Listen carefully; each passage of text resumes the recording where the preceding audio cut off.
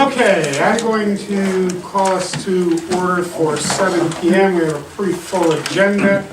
I noticed for our students who are here, welcome. It's good to see you. This is a work session, so it's a little different. Yeah, So you can go sleep now. that's fine. It's a work session, but we have to do some business also. I just wanted to let you know it's a little different format. You'll need to have paper signed. Any of the counselors can probably do that for you at the point we get near done. So, Ricky got them all? Yeah. No sneaking out in the middle. Signed, sealed, and delivered. All right, moving right along. You got me. First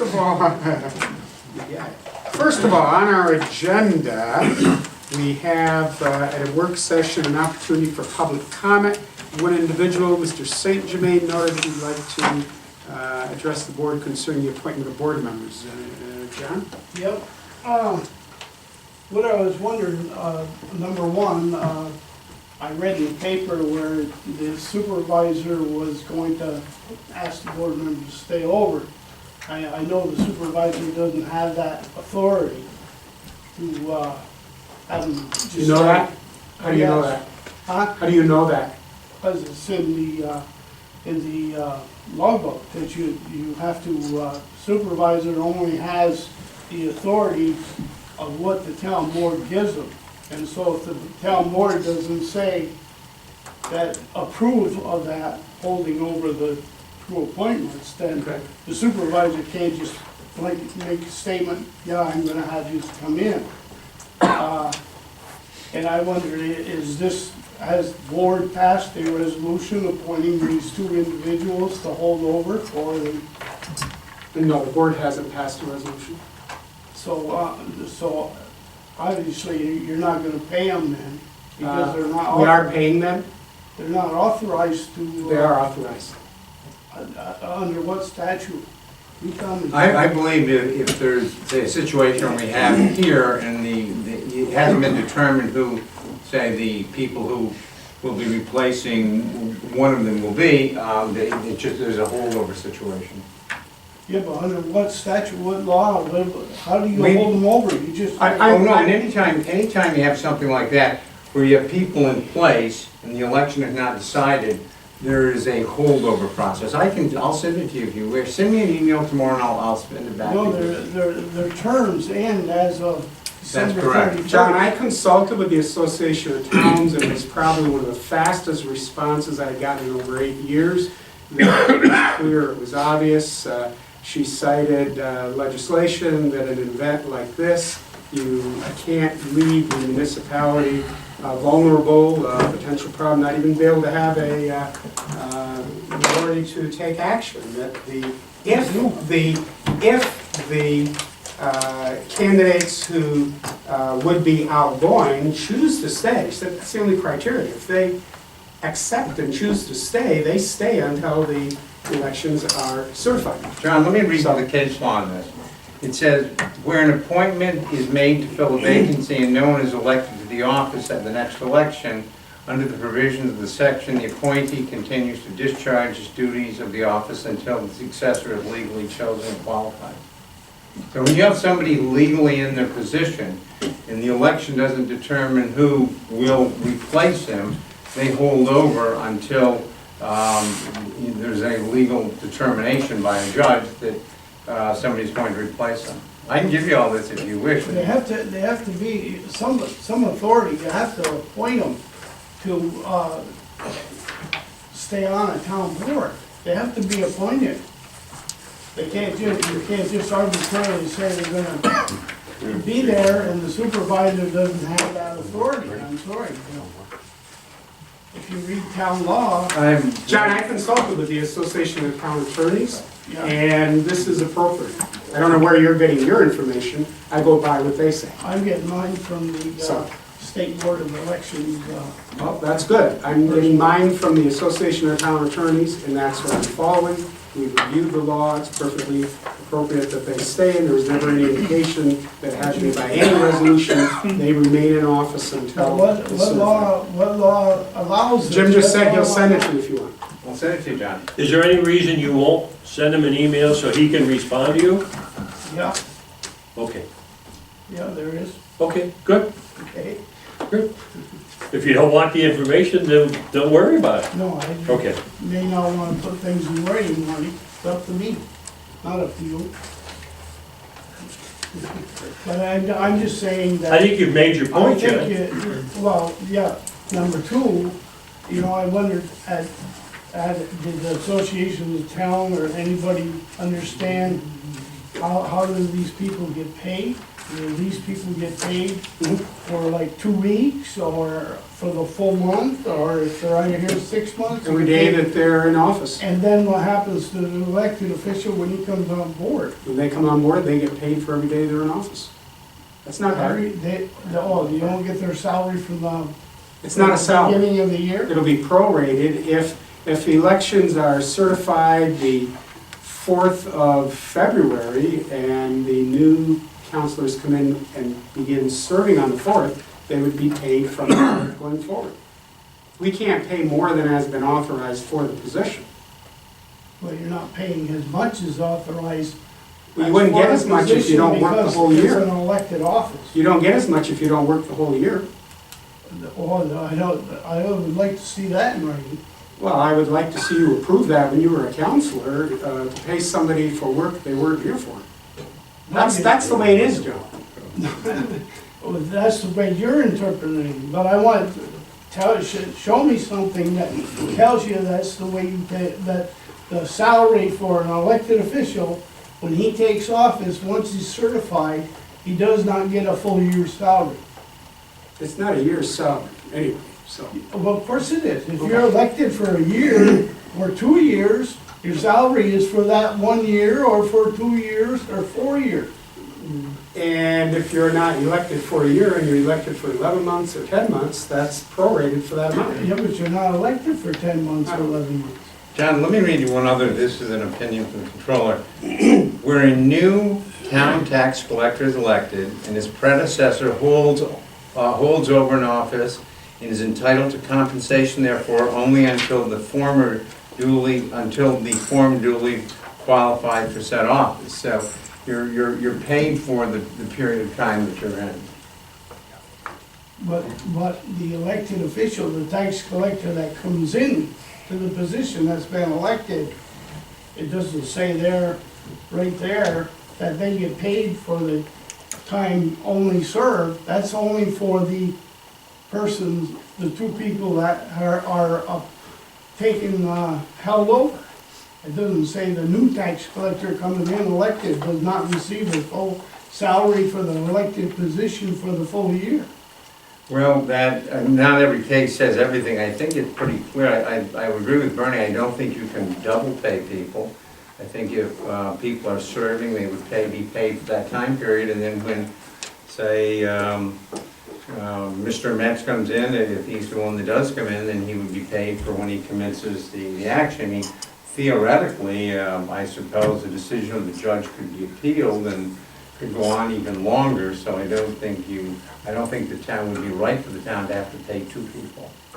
Right, and actually, with a 5-member board, if you have 3 people on the board, that's a quorum, you don't need the other 2. You can operate quite nicely with 3. Well, that's probably true, but I don't think you'd just arbitrarily get rid of 2 people. Well, you're not, the people that went to the voting booths, got rid of the 2 people, they voted them out, and I think we've gone through this enough. If the individuals who take the office have a problem with their salary, they can address it. I mean, that's the answer to your question. You can accept it or not. It's based on authority, it's based on law. I'm not worried about their salary, I'm worried about my tax dollars. So you want us to pay more then? That doesn't make sense. No, I don't want you to pay, I don't want you to have these individuals here without proper authority, and I don't want them paid and have to pay the elected officials when they take over Okay. their full salary for the I year. can guarantee you that won't happen. Well, I don't know. That's the plan. I don't know I don't know how you have so much authority that you can guarantee anything that has to go by the law. And Well, then what's in the I book. suggest you wait and see what happens. I will. Good. That moves us along. I've asked Mel to join us, shared with her some of the discussion we had last week.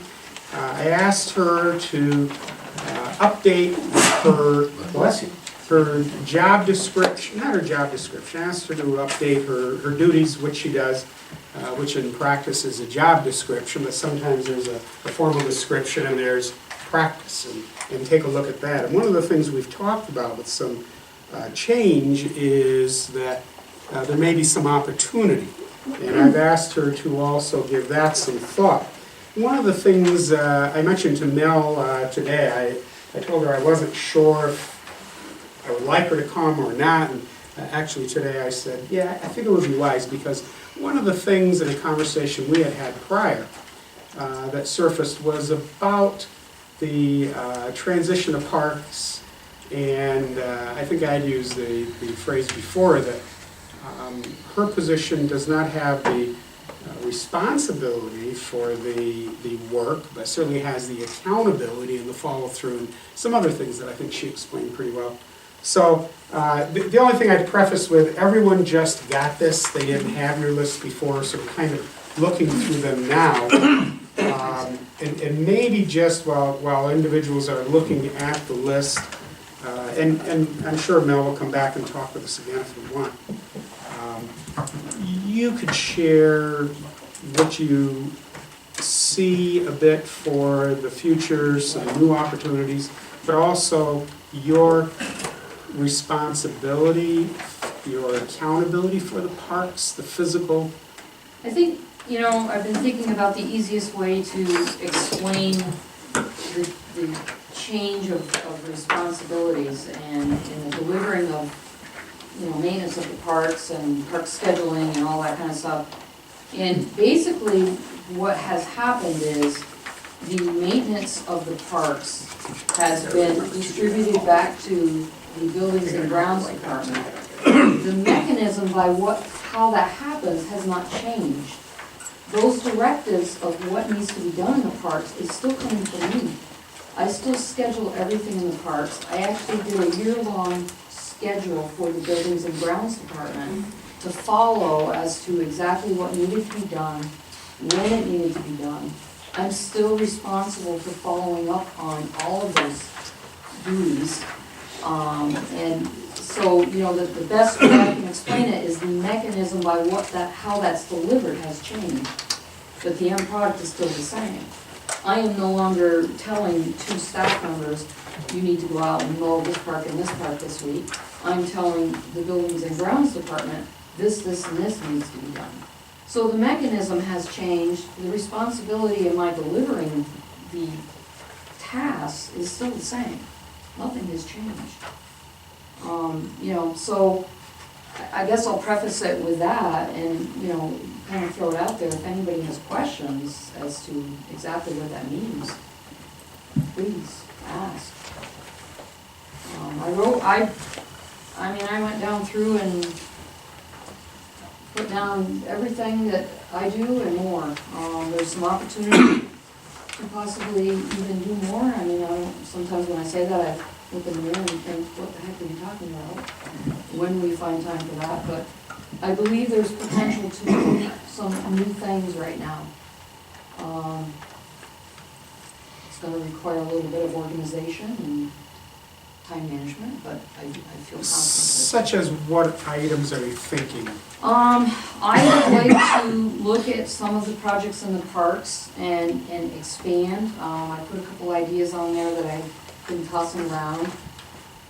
Program-wise, I'm looking at possibly maybe trying to expand what we already have, maybe some kayaking. We were looking at snowshoeing and cross-country skiing. That's not going to happen right now. But there's some potential to possibly do some different things. I'd like to look for some grant funding for some major projects. Grants are funded a little differently now with the Regional Economic Council. the way they distribute the larger grants. But there's still smaller grants out there that are available, just takes a little more digging. There's- I guess I should probably leave it at that, and I would rather answer questions, because there seems to be some questions that I was hoping I could help answer tonight. Biggest, oh, go ahead. Any particular programs or projects that you've got in mind in regards to the Katyville property? Katyville, I still would like to, I know that there's been some discussion of, we've gained 100, and I'm gonna throw this out at Bernie, put him under the bus. We gained 100 acres of parkland. It's developed parkland now, that's why we purchased it, because we've already developed it. There's a disc golf course, there's ball fields, there's all this stuff.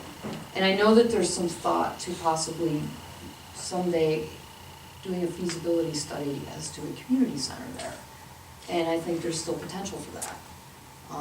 You know, there's other town properties out there that might be a better location, but that's certainly a project we wanna get our hands into. It's, you know, definitely something that's in our rec master plan, the community's been asking for it. It's just a matter of trying to go further with it. That's what I was looking for. Not looking at Katyville Park. I like page 3, Mel, some of the additional items. I don't think everyone understood you were a DIR. Could you just spend a second on what the DIR does? The designated employee representative is the person that coordinates the random drug and alcohol testing for the DOT requirements, and it's all done through EAS, which is the Employee Assistance Services. I'm the contact person when there's a random poll each month. I'm contacted, I make sure that folks go when they need to go, everything's confidentially done. When there are issues with reasonable suspicion, I'm the contact to go through for, you know, what steps do we take, how do we make this happen?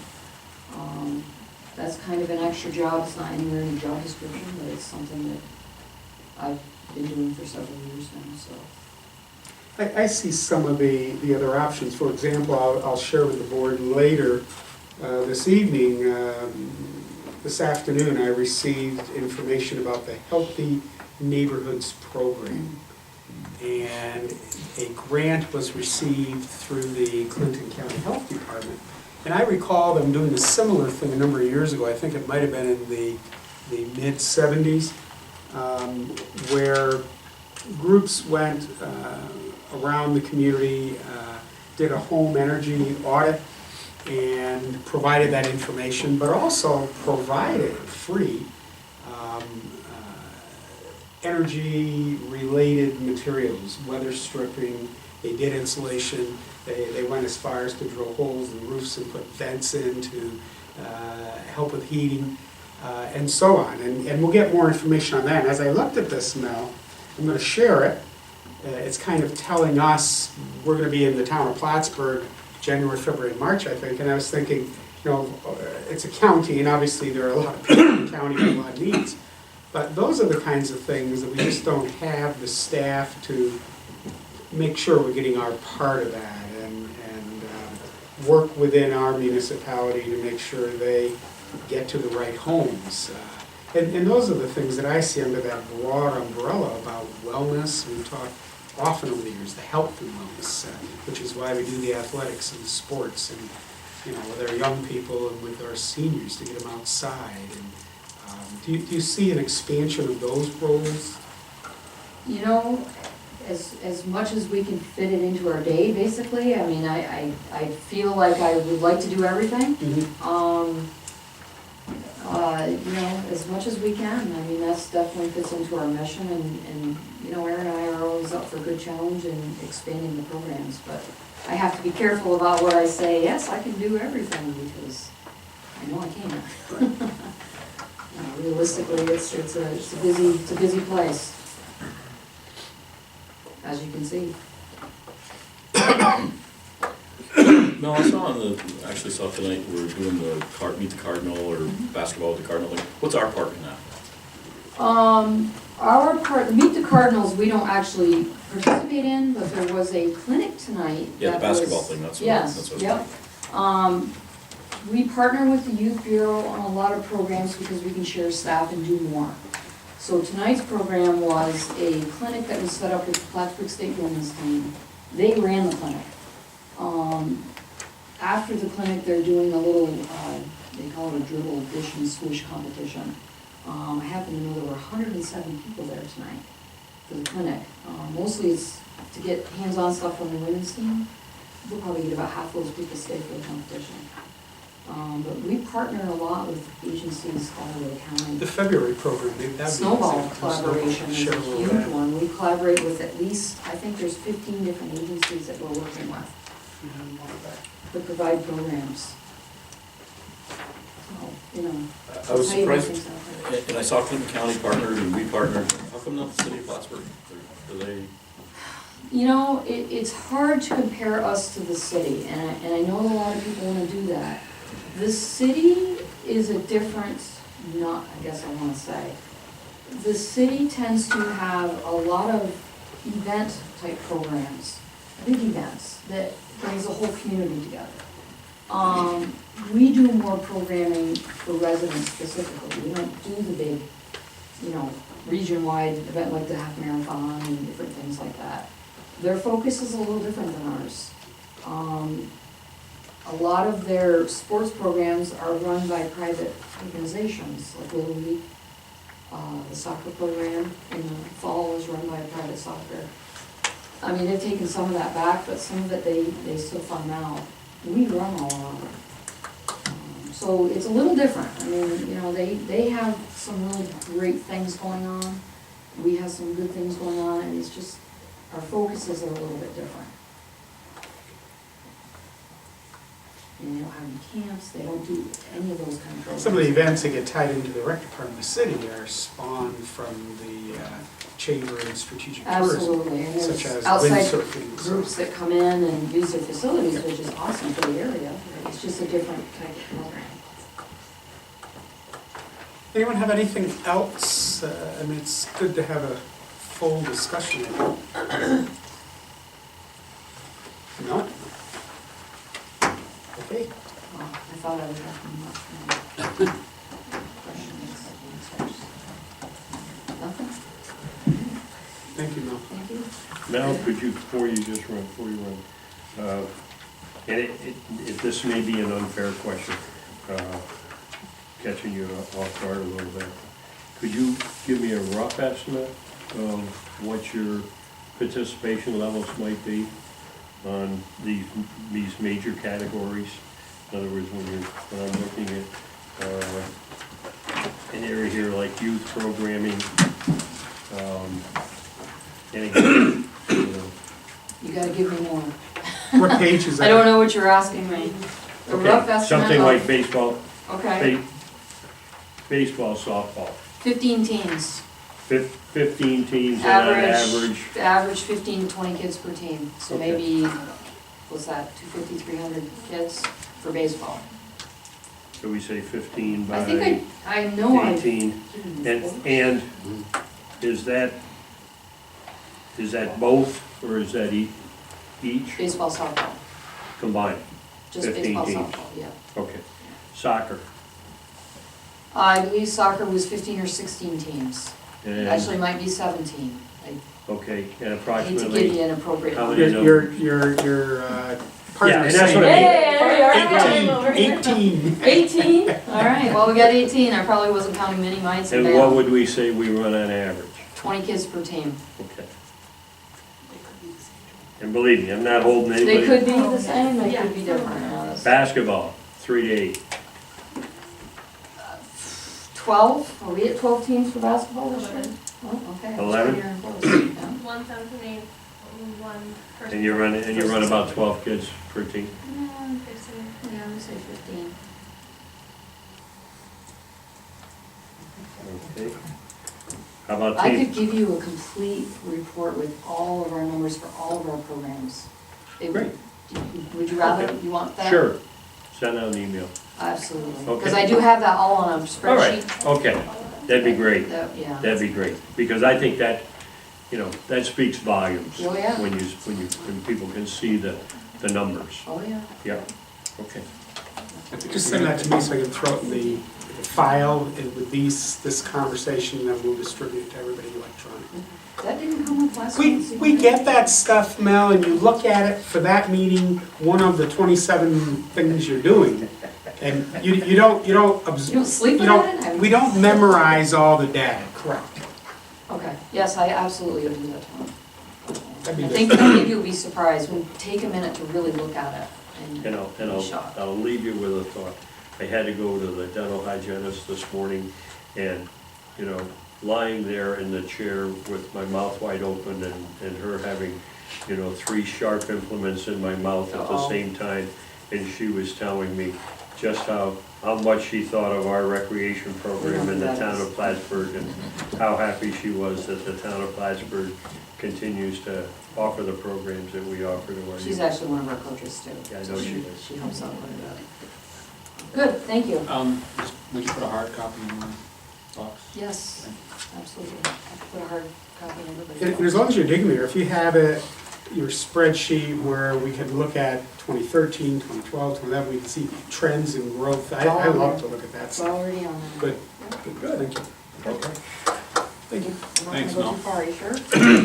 You're welcome to stay. It's exciting. Got you on a bungee cord. All right, thank you. Thanks, And Mel. and just so you picked up on that, Mr. Stoddard, we didn't memorize all of your data and stats and statistics either. It's a little tough to do. I asked, we have a couple things with staff. One, there are a couple of resolutions, again, coming up, drafts, where we are talking about out-of-title work and seasonal help. And I really felt he needed to have the conversation on his own behalf. But it was Scott's idea also that a year has gone by and we should get a capital project update. And I think he's going to start there. Scott? Okay, I do have copies here, if anybody wants copies of that.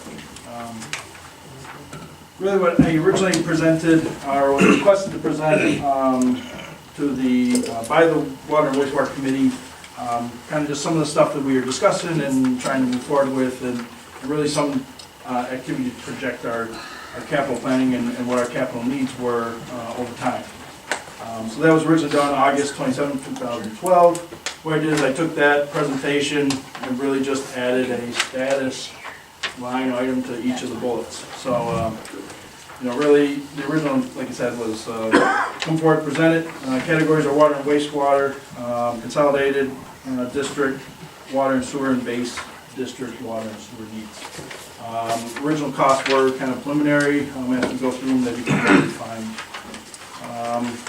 For water and wastewater, or water and sewer activities, we had the source supply and reliability activity, where we initiated doing an investigation where to look to start to explore the water, both a data study, and then we did a field study, and then we prioritized 4 locations on town-owned property. This winter, we explored 2 of those 4 locations upon finding water on the 2nd location, so we stopped there and are currently regrouping. We met with kind of the hydrogeologists and the consultants we're working with, kind of discuss the next steps, which really are to, we got a 6-inch casing. We think we have good water volumes. We maxed out at the 6-inch casing at over 200 GPM, which is really a limitation of the casing size. There was good hydraulic pressure actually in it, so it's a little bit of an artesian source. They had to overcome hydraulic pressure really as they drilled down. We started running into weathered rock and voids at about 145 with a good chunk of larger voids or less sand filled at 250 feet. So our plan is to do some preliminary pump tests and water quality test on the 6-inch casing. Both of those things look positive and encouraging. We will then look to put in a 12-inch casing, trying to get into that 250-foot mark where the larger voids are and where we're expecting some good water to be without a lot of the sand and turbidity issues. No iron content issues? Well, that's gonna be the water quality test, which is a big step. I know we ran into that a while Yep, back. yep, and it's prevalent in the area, so, we'll see what we get into. That's, it's the fun part of looking for water, that there's a lot of hurdles and a lot of activities that get to that good source of clean water that's. Separate source from Yep, it main is. sources now? Yep, and that was part of how we originally prioritized our locations, in that we're kind of in a north-south vein now with 6, 7, and 8, and 2. We really wanted to get away from that, really, kind of analogy is put our straw in a different glass of water, not in the same glass of water, and sip on the same source. So that has accomplished this. We are in some activity further to the east than where we are currently. The first location we looked was some property on Benny Blake Road. We were only able to produce about 32 GPM, which would be sufficient for residential purposes, but for our needs, it did not satisfy us. So we moved on. Really the good news is that it's on town property, and a lot of this activity is just kind of putting effort into, exploring the validity of the space. Also in kind of concurrent paths, as we've been kind of just discussing what we're doing with the city, because the city's also very active in looking for improving their water infrastructure, both from the treatment plant, the transmission line, and also their reservoir sources at Mead Pond. So we kind of share notes and where they're looking for water too, and making sure that we're not both kind of jumping after the same source of water also at the end of the day. So those continue to just be, good working relationship conversations that we're having. Radio read meters. Really, radio read meters allows us the technology to pick up meter readings remotely through RF transmission to a vehicle. We don't have the technology, and we're too widespread for it just to kind of trickle in automatically without a lot of heavy infrastructure. So. But one of the things is we have about 4,000 accounts, 4,500 accounts out there that all need to be roughly replaced with the new technology. Many of the meters have not been maintained in the past, so we're taking on that effort and starting to replace meters in the town.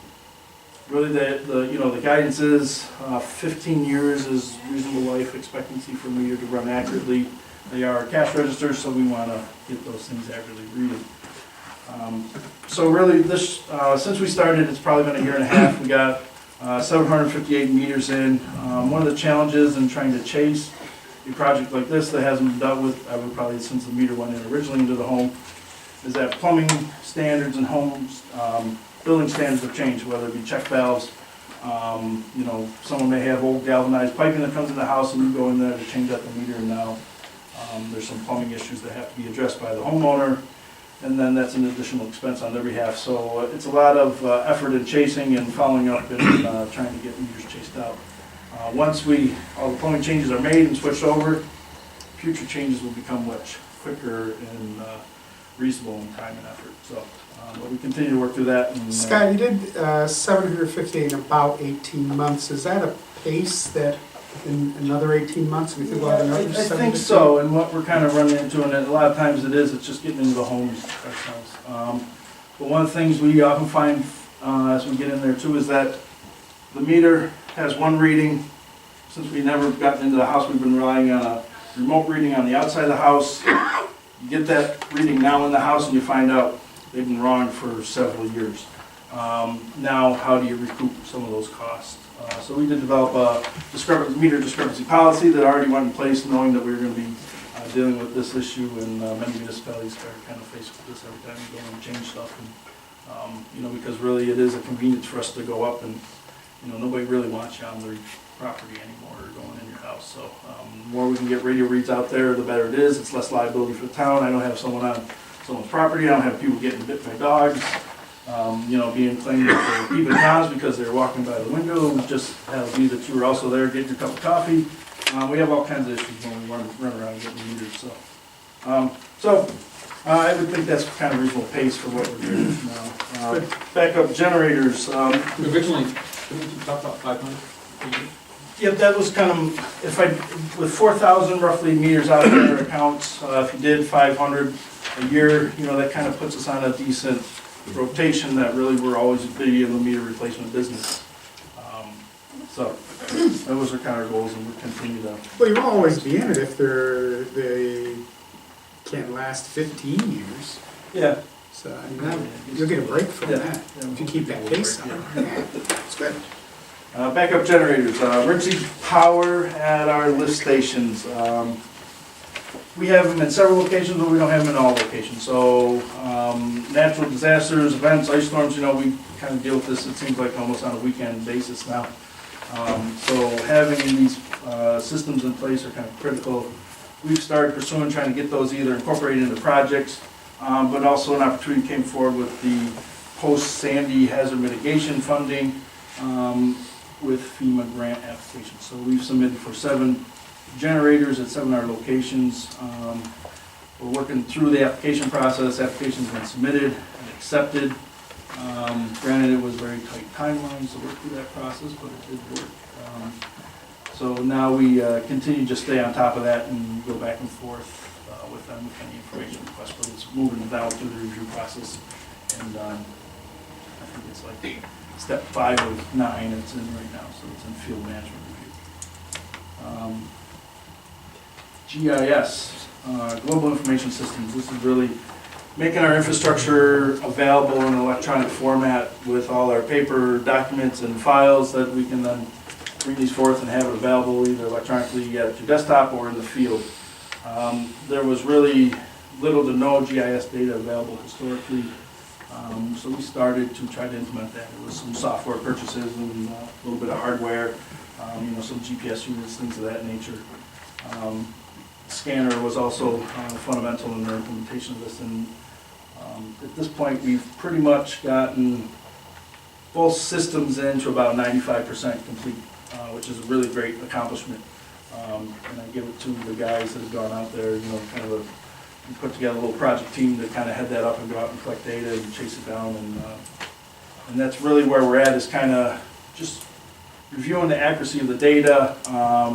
We may have some other resources that we have that are older or kept a while and stuck over in this corner that we kind of confirm where we have information and make sure we do have all the valves and things of that nature in place. So, and also as a result, we've kind of gone, one of the things with kind of, I guess, one of the advantages of procrastination in GIS is that we're able to skip a few technology advances, and that a lot of townships and municipalities that now have GIS data, they don't have it available mobily. It just sits on a server somewhere and nobody ever looks at it because you can't get it out into the user's hands. Now with tablets and handheld devices and our phones being mini computers, there are now apps available to now have this information available on your phone in the field, which we've started to also implement at the same time. We have an online SRE account, which allows us to load all our information up to the cloud and making it available. So it's really leaped forward, kind of leaps and bounds for us in terms of technology and advances. We also are working with pictometry. These will be layers that are able to be loaded in pictometry now to be able to share it with, assessing office and the planning department, and, they don't have to hunt us down and say, hey, what side is the water on, or is it even there, or, where's sewer available, things like this. To really streamline our communication with other departments also. In addition to utility clearance, is a huge activity that we get involved with every day. Anytime someone wants to dig around our stuff, we have to go out there and mark out where it is, and knowing where it is in the first place is a great place to start. So that project continues to move along, and actually probably in a really good plug. Really, Kevin Keene's been instrumental in making that work out really well. Consolidated Water District wastewater lift stations. We identified kind of a priority list of lift stations.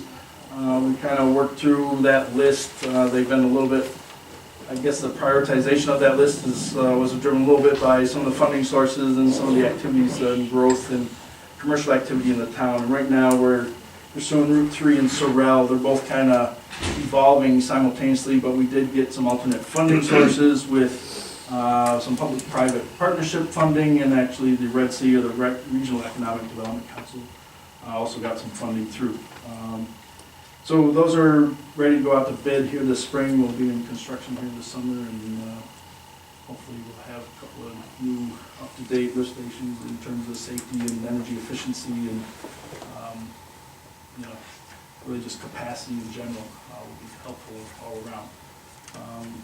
Moving forward a little bit, we're looking at Trade Road. It's gotten a little bit of attention from a funding, really I guess it'd be a subsidized funding option through the Environmental Facilities Corporation, EFC.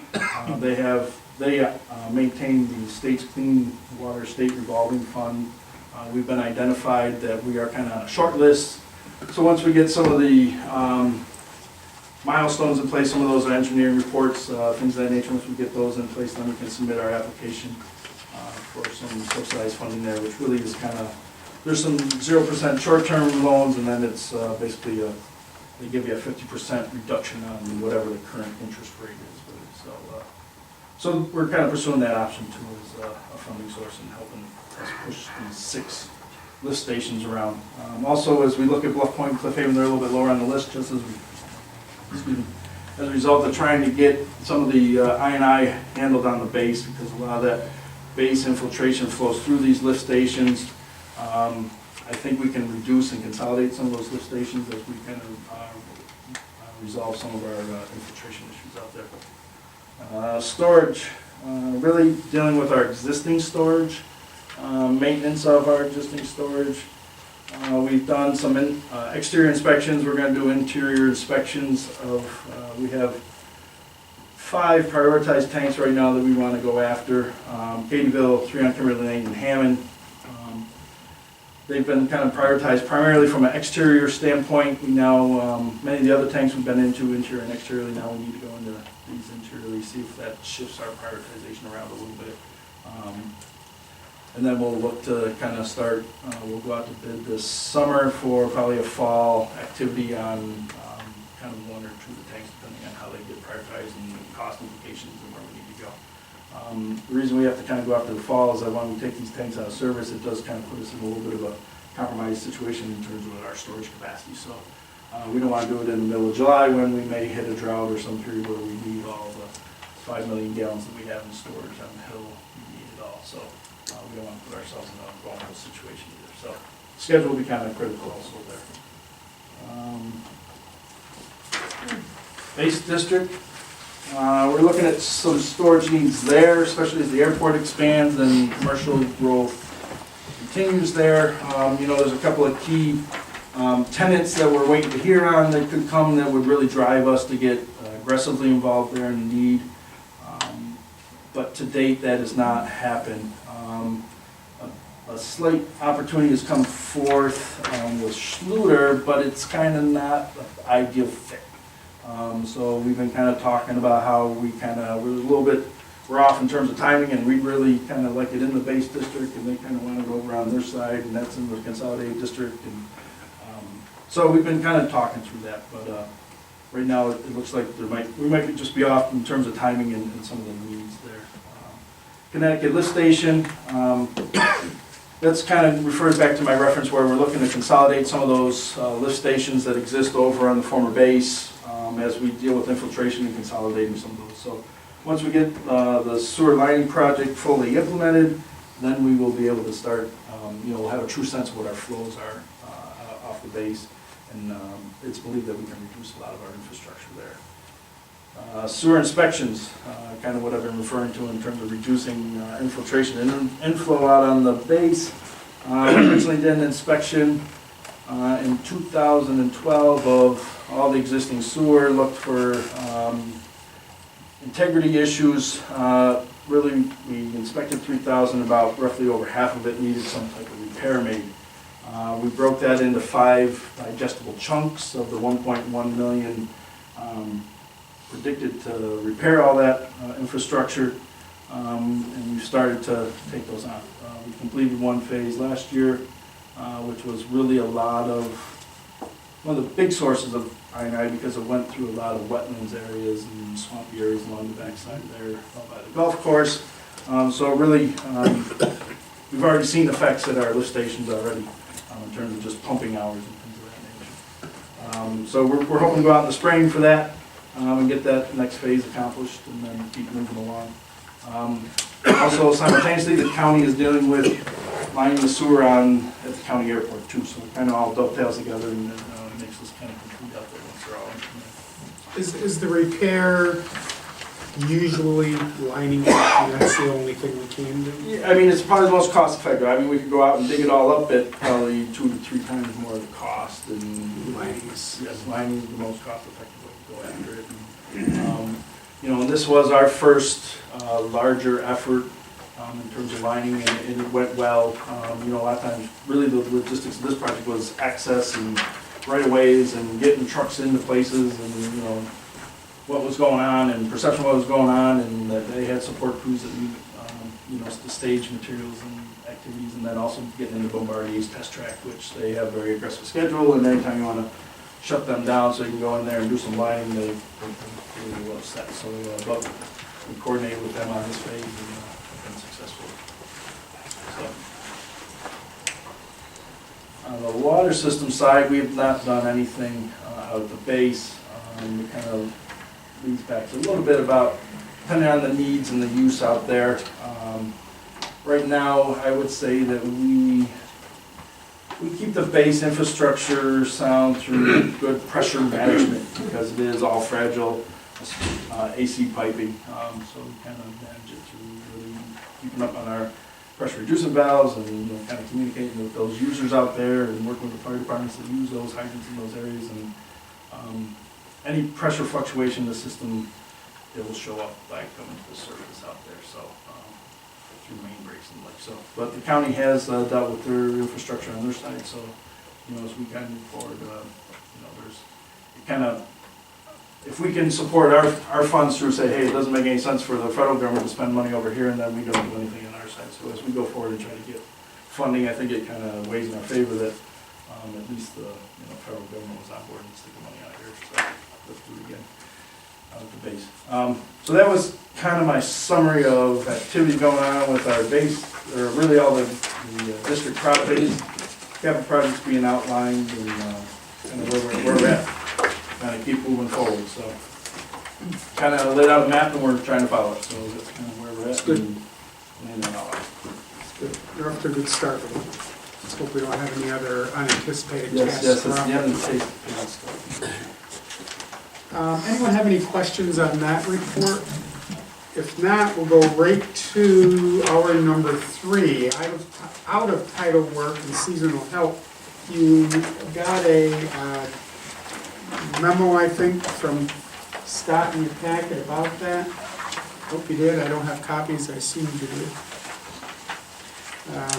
Either way, we've got Scott, so he can share with us what it is he needs and wants to do. I mean, a little bit related to, you know, all the levels of activity of work that we're pursuing in capital projects. That, you know, the staff that we do have are all kind of utilized to their fullest extent. You know, whether it be out there, you know, dealing with daily needs and rounds of the infrastructure and the system that we need to meet regulatory compliance with.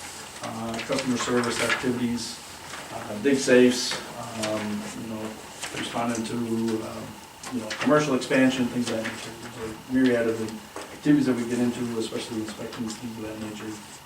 Cleaning right-of-ways, you know, hydrants, all that good stuff when it snows. So as a result, we have an individual that went out on medical leave absence, who was a supervisor. Supervisors, we have essentially 3 supervisors in the department. Being one down puts us in a little bit of really puts a lot of pressure on the 2 remaining supervisors, because they are really our first responders after hours, whether it be calls coming in through emergency services, which is our normal path of response. They get a voice page. They're the first one to either you know, fire up a laptop to find out what issues are going on SCADA, or working with emergency services to troubleshoot a call and see if it needs support, or they may need to go out themselves first to then determine what resources are needed from the rest of the staff in the department. They then allocate the call-out list that is driven by seniority and historical call-outs, and then we respond and react. So there's a vacancy there and a gap as a result of medical leave. So I've requested that we take an individual that's a water and wastewater mechanic two, you know, lots of experience, really meet the requirements of the supervisor's position, working through civil service requirements and approval, to have them work out of class until the individual returns back from medical leave. And there may even be a little bit of time where he may not be at full responsibility, full duties, due to any light duty or restrictions that they may be placed on that we can also. Do you have any time frame at all on that? The individual didn't know exactly, and it was pretty broad window. It was anywhere from, A year? no, it's on the order of months, so it was either 3 to 6 months was kind of the window that we were looking at, maybe dealing with this individual either out or in some light capacity duty. So we're kind of, you know, really I think it's a month of, he'll be physically out altogether, with then maybe another month of light duty, but like I said, it kind of comes down to the individual and the recovery and how the procedure went. First indications went that, you know, the procedure's already been done, he's already out, and that it's gone fairly well, but, you know, that being said, once you start doing physical therapy and all your recovery and all that good stuff, so. And then this isn't the best weather conditions to be running around with, trying to, you know, recover on or may not have the full mobility. So I've requested that we backfill that position with a wastewater mechanic two, and then really as a result of that vacancy, we have a vacancy for seasonal or temporary help, and I'd like to bring in an individual to backfill that. Because really we have a little bit of issue also that we have an untrained individual in the department now because as a result of some of the layoff bumping that occurred.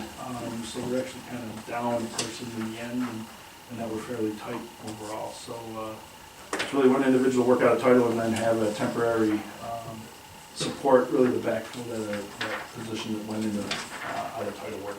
So at this point, the temporary labor would, the term of that position would be coordinated with the term of the temporary supervisor until we get our full-time person back. Yeah, and there may be an opportunity, you know, and it kind of depends on what some of the functionality the supervisor may be able to do if he does come back on light duty, and there might be a need to have them be off a little bit, might be some overlaps. How does this affect the budget? It's all within the budget, where we are now, and actually we've kind of really ramped down the department's budget in terms of labor and headcount over the last couple of years. The temporary position is fully funded, and so is the out of class. It's really, I mean, if you look at the money required for the out of class, it's a 5% over his current rate, which I think if you're looking at a couple of months, it's like $400, $500, and that's good assurance for us to have off-hour coverage for the end, so. Is there any problem, Scott, with the union as far as the amount of time that you're gonna be having somebody fill another position? Where if he's in it for too long, we have to keep him at that position? There isn't anything that directly refers to that. I guess it'd be whether we've had any precedents or previous activity that's like that. But I know that that's the reason that the employee will, typically the way that the contract reads is that if it's intermittent out-of-class service, that it's a 30-cent bump. If it's a sustained or longer-term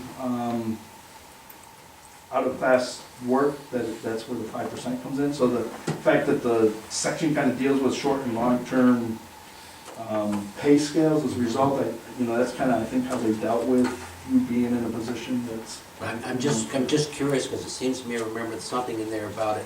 If the amount of time got up where, say, 6 months, then we had to keep the position filled, that, that person got to stay at that position. Yeah, I mean, it's not referred to in the out-of-class section. Because you mentioned that with physical therapy and everything else, Yeah. we might be looking at possible 6 months. Yeah. We need to make sure that Yeah, we're not I gonna know. have an additional supervisor when we can get away with an intermittent. I mean, I'll note to look All right. through the contract. My only question is, what do we do with the temporary seasonal help we do in highway? Do they get paid the same as every other person working there? If they do, we can't deal with this person any differently. Scott and I had a conversation about that. We're comfortable at this point, the union is aware. It's a different position. And also, there's some discussion about how, whether This is they're temporary competitive versus seasonal. not. The highways is a seasonal, Yeah. and it comes with different benefits and the whole works. This is temporary. That becomes the key point, we believe at this point.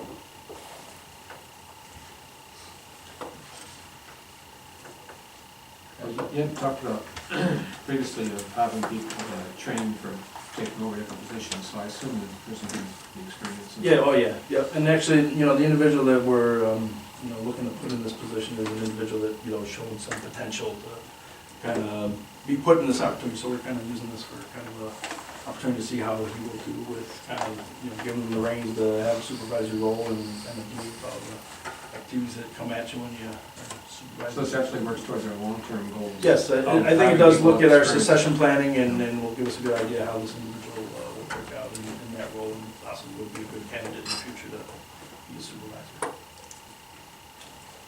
Mr. Bassett knows the name. I believe he does. Anything else for Scott relative to, and we'll see draft resolutions on that a little later. The out of title and, we've got seasonal there, I believe it is. Temporary, based on temporary, working that's- through all the civil service Change. definitions and greatest.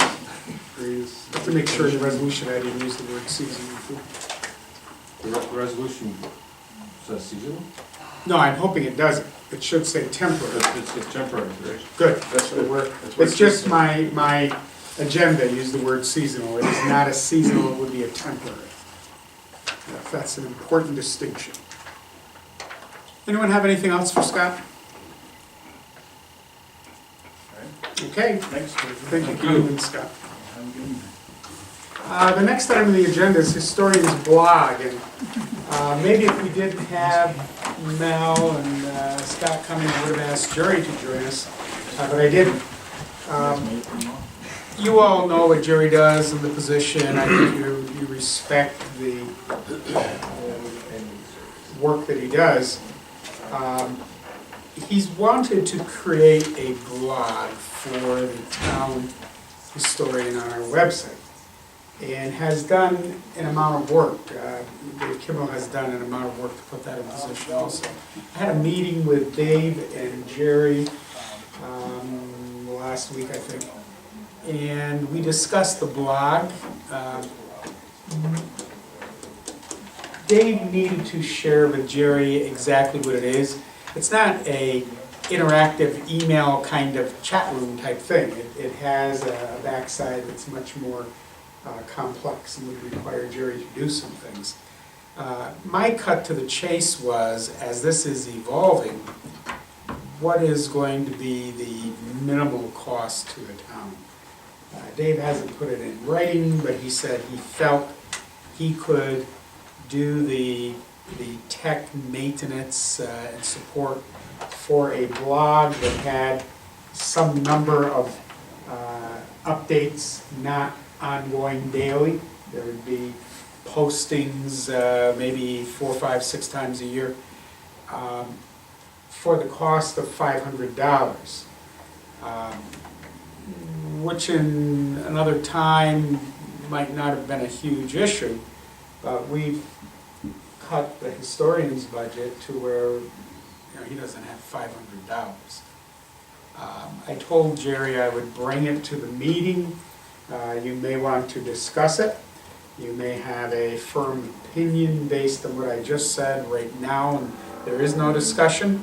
And if you want, we can invite Jerry to come and talk with us at the next work session. In my mind, if we can't justify the $500 for the year, there's no need to have a lot of discussion. What do you expect to be on it?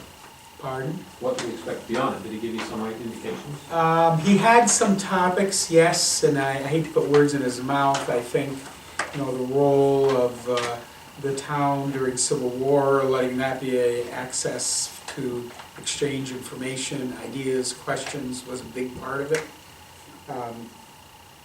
We learned a little bit about a blog and what a blog is, But when I learned about, and I'm confident Dave was giving us a bargain basement price, because we were about to just say, there's no need for further discussion.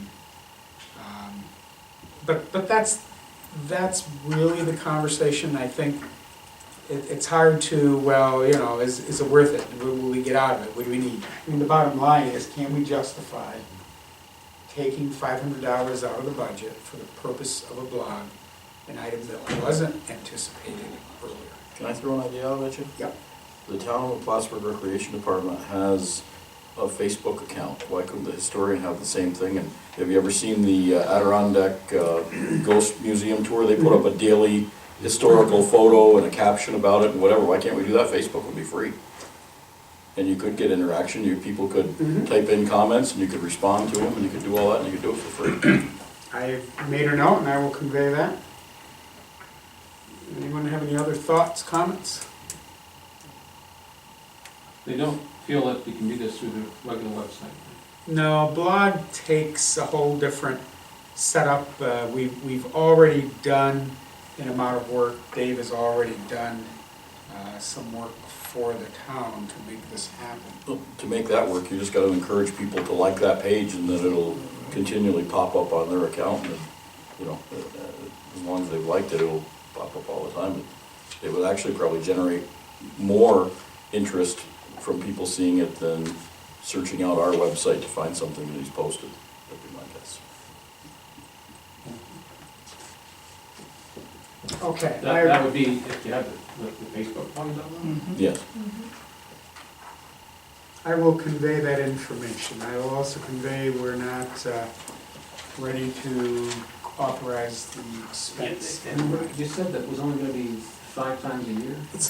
It surprised me for the cost, how many postings you could actually get for that, and there weren't many. Blog is a very unique beast, I never realized. The controls are very important as well.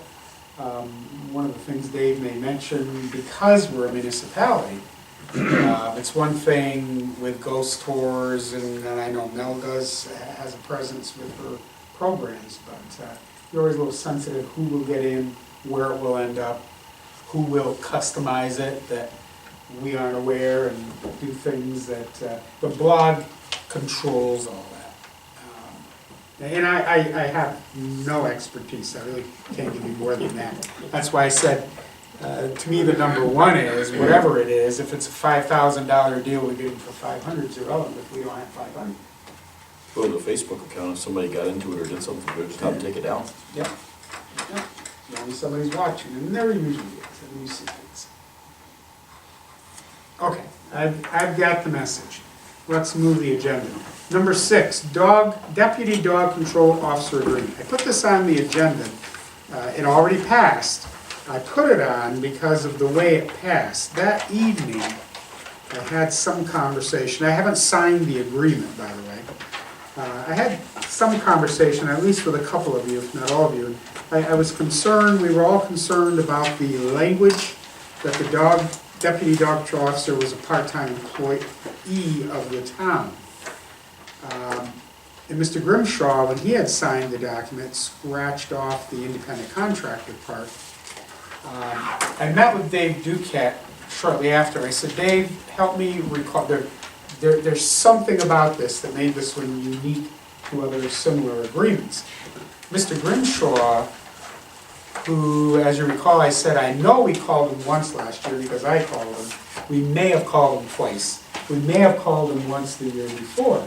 He's kind of doing this because he knows Dave and he's willing, et cetera, et cetera. Dave supports him because he's confident he will represent us well if we do need to call him. The whole point of the if makes it impossible for Mr. Grimshaw, illogical for him, to purchase his own liability insurance. So this is why we made him a part-time employee of the town. I contacted our insurance carrier and said, okay, now you refresh my mind, what does this mean for the town? They had no concerns. One, there's no cost. He's covered under an umbrella like anybody who does something for us is under the umbrella. The umbrella's already built with the liability coverage. There's no additional cost. And they said they had absolutely no concern because of the real infrequency. I think you're all aware of the nature of the kinds of incidents that Dave's been dealing with. And God bless him, he's very good to personally take care of them. But there were just no concerns with the insurance, with our coverage or anything else. The other place that I went was, I had some conversations with Pat, because if he's going to be a part-time employee, and he were to get a call out, we would have to run his compensation through payroll. And they didn't see that as an issue either. The only potential, and I asked Dave to talk to Mr. Grimshaw, would be that if he gets $65 for a call and we run it through payroll, he's not going to take $65. And really we need to do that. Pat's more comfortable that way, rather than, you pay him and he has his own responsibility with his 1099 to do his own reporting. With all that said, the only way we're going to get Mr. Grimshaw is to have that language. The impact of that on the town is really zero. But I wanted to make you aware of that because we all said aye with the understanding that that was a typo to be corrected. It's not a typo to be corrected. That is the understanding. So, We're talking about hiring him as a part-time employee. technically, he would be a part-time employee, so he goes under our liability coverage. He understands that when he gets paid, he's not gonna get $65. He has been told that by Dave. Okay. So it's gonna be the same as any part-time. No, he would get $65 for his service, Less. but his take-home would be a little less He's gotta because pay taxes. he would have some withholdings.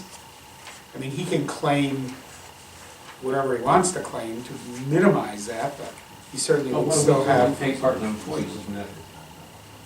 This is a amount? contract service, is a part-time. He wouldn't be in the minimum wage, has nothing to do with that. If he's a part-time employee of the town, isn't that covered? His would be, as per the agreement, $65 for a call. Well, I understand, but you're saying you're not, on the other hand, you're making him an employee of the town, which. That's a part-time employee of the technicality town to is- cover for the insurance. That doesn't put him in. What is your concern, Tom?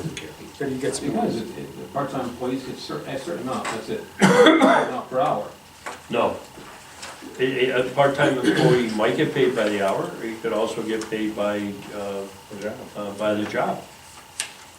In this particular case, he gets paid by the job. He gets called out at $65. We have a criteria for our seasonal again, that our summer workers, we start a minimum wage, extra quarter or something every year they stay. This isn't that in any form, shape, or manner. The other thing too, this is minuscule, I think it's what, last year got $70 or something? Maybe. Yeah. So, it's not worthy of a great debate, I think it's fine. Okay. Change my vote to no. Well, I guess this is what I need to know. I'm not sure the legalities, Counselor. Can we change our votes tonight? Why don't we just vote on it? We need a new roll call vote. Let's just vote on it. Okay, resolution 19 would be an amended resolution, given a new number. And it would be a resolution to amend the deputy dog control officer's agreement. We wanted to indicate in the resolve that after review by the town attorney, and 19, we will put in the file as edited that he was not a part-time employee. The new resolution, I don't have the next number in front of me, I think it's 33, would be the deputy dog control officer's agreement to amend resolution 19, and this one will include the information that he is a part-time employee for liability insurance purposes. Anybody have any questions on Resolution 33 and what it is? Yeah. Now, you need somebody to make that motion? Is there any reason that we can't do this next Monday night and actually have the resolution and, is there something that pressing that, yeah, No. write it up I would prefer that. with a new contract and new Yeah, wording? I would absolutely prefer that. So we will do that as an amended next week. Thank you, that's good, that's what he should do. Actually, in that amount of time, well, I'll leave that. We may have a different agreement. The agreement he gave us was written with that understanding, so that we may hold. So I will fix that, we'll have closure on this one, and have a new resolution next week. The week after, next time we meet, the 27th.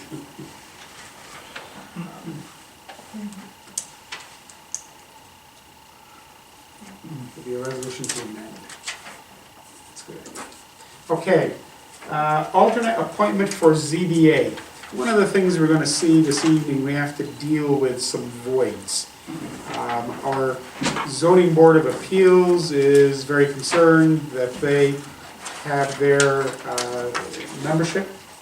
Mr. Cashman, as you know, I think everybody got that letter, yes? Mr. Cash, you didn't get it, that's... I didn't see it. I didn't look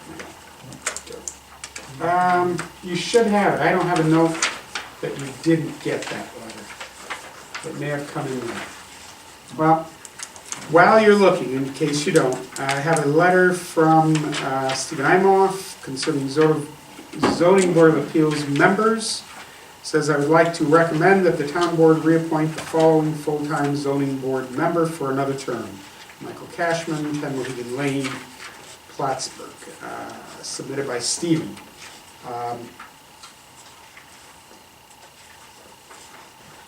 That's a position we need to fill. And again, having less and less optimism every week that the election position will be resolved, we need to go forward. I would seek, as noted earlier, I don't have a resolution, that one came in late. I would apologize for that, but it is as it is. If someone would want to make a motion for the reappointment of Mr. Cashman, we can go forward with that. I'll make a motion that we reappoint Michael Cashman to the zoning board of appeals. Okay, motion Second. Marty, do we, second Tom Wood. Do we have any discussion on that motion? Obviously, if he has a need to resign from the zoning board of appeals, we'll address that vacancy when it happens. All right, we can do a roll call on that. Thomas Wood? What number of resolutions is this? We don't have a number, it's a motion to 34? do the reappointment. Well, actually, it will be 33. No, well, Yeah, 33. thought we just assigned 33. No, we're gonna do that, we're gonna do that one in 2 weeks. Oh, okay, so we're gonna do this in 33, okay. Right. Yep. Number 30, Thomas Wood, Yes. Mark Mannix, Yes. Paul Lemoyne, Yes. Gerard Renate. Yes. And Bertie Bow. Yes, resolution carries. Can you make a note that a copy of that be given to Michael Cashman and a copy of the He's gotta take the oath of All office. right, all that good stuff. All that good stuff. Okay, I've got another item, I guess that was a letter I missed. Another letter from Mr. Imoff.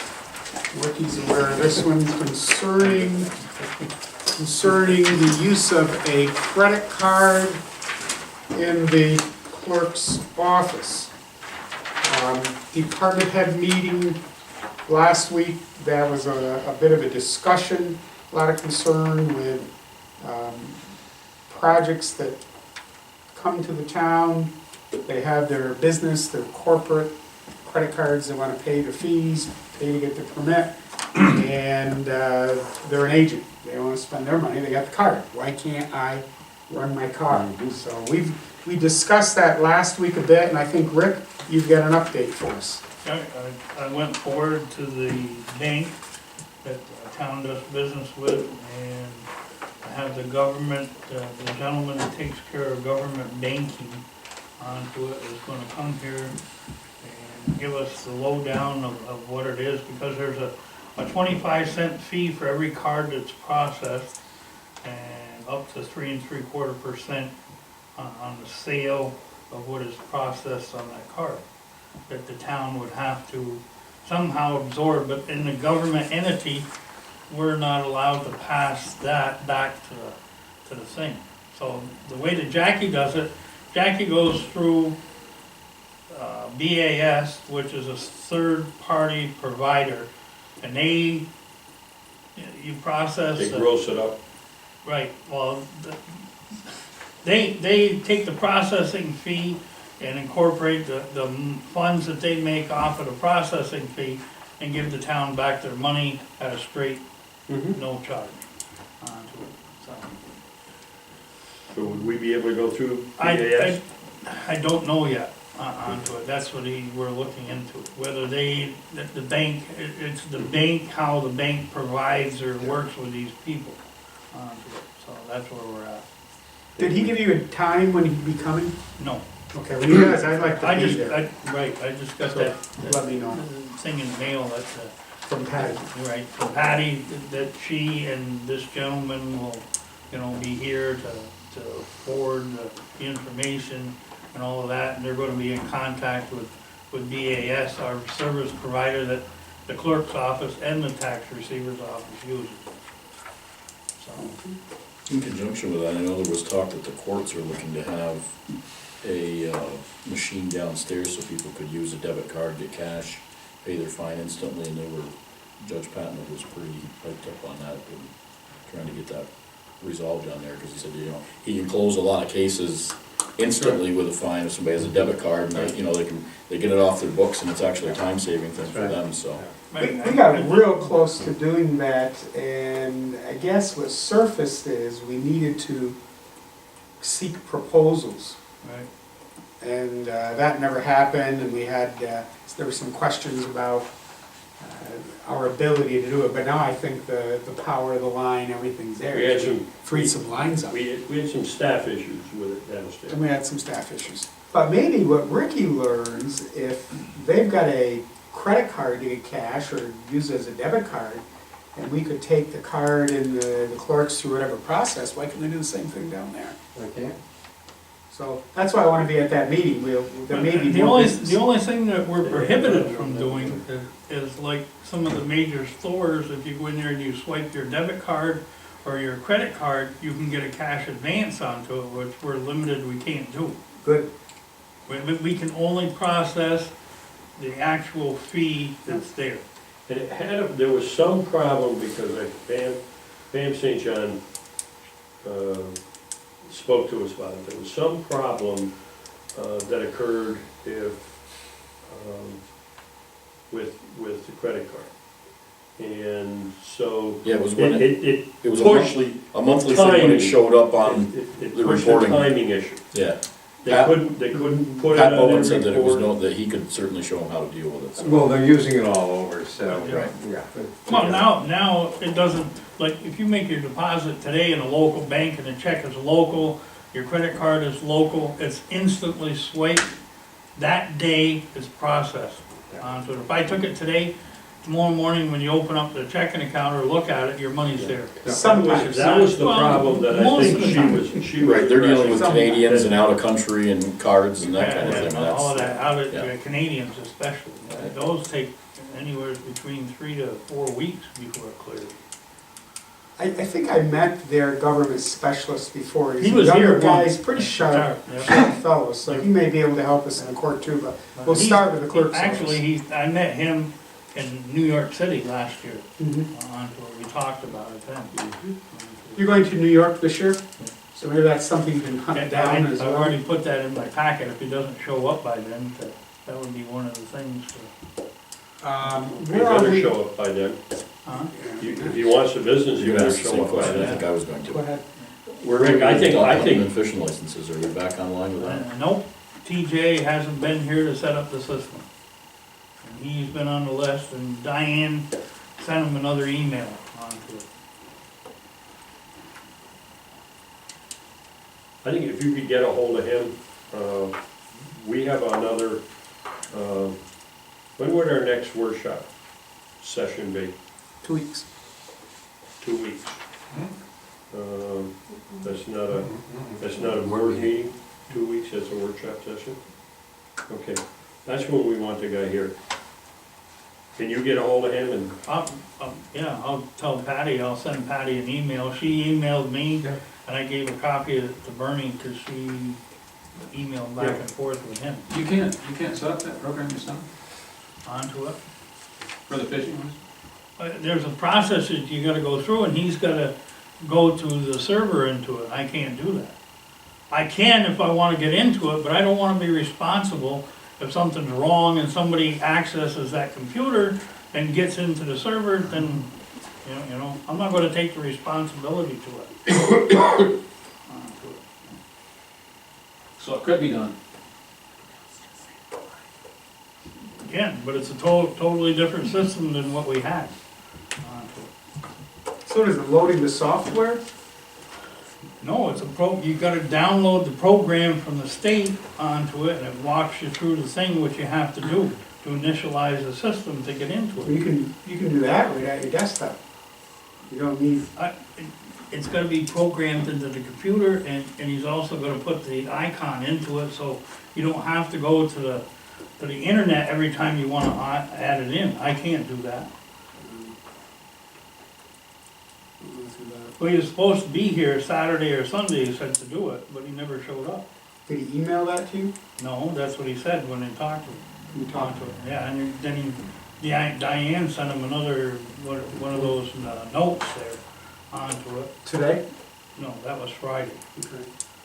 did she do a ticket, do you know? That's what I'm saying, it was a ticket. And she did that Friday? And I asked her today, and Pat was in there, and I said, did you get anything? No, I haven't got anything to respond from. Okay. All right, well, Yep. to be continued, both. Look forward though to what TV says. I mentioned earlier, healthy neighborhoods. I didn't make copies of this, just to make you all aware. It's happening. We're not an active participant, but January, February, and March, it's a grant-funded program through the Department of State. There will be educators who conduct short health surveys in the home of interested residents. They address fire safety, lead, indoor air quality, and asthma. There are some free products that the homeowner may get. A lot of this obviously is if you're income eligible. Smoke detectors, carbon monoxide detectors, fire extinguishers, child safety products like cabinet locks, outlet covers, safety gates, asthma materials, etc., etc., etc. Anyone who wants more information, you can go to the Clinton County Health Department's website, and I'm sure you can get more. I'm hoping to have a little more time to follow up with this tomorrow, see if we can make sure we're maximizing the resources for the community. Internally, we know, internally, people like our codes folks who are out there a lot and see where some of the greater needs are able to make them aware. We've got to be careful, we don't want to be doing referrals. We want to make those who might benefit aware of the resources here and how do they get at it. There are some geographic areas we're telling the providers you might want to just go there and drive around door to door and you'll find plenty of clients. So that's, just in case you hear something, that's what that's about. And again, on the county health department's website, I'm sure you get more. There are times when we sort of roll through the drafts. We don't want to do that this evening, or a few of them anyway. And we've got some items that were on the table that are coming back. The first is number 11. One thing I'd note, there were some questions about some of the resolutions. When a resolution is tabled, we bring it back exactly as it was. We tabled it, we don't bring it back changed, amended in any form, shape, or manner. What I'm passing out to you now is a draft investment policy. This is different than what we had before. Do you guys have that? Probably not. No reason you would. Forget next.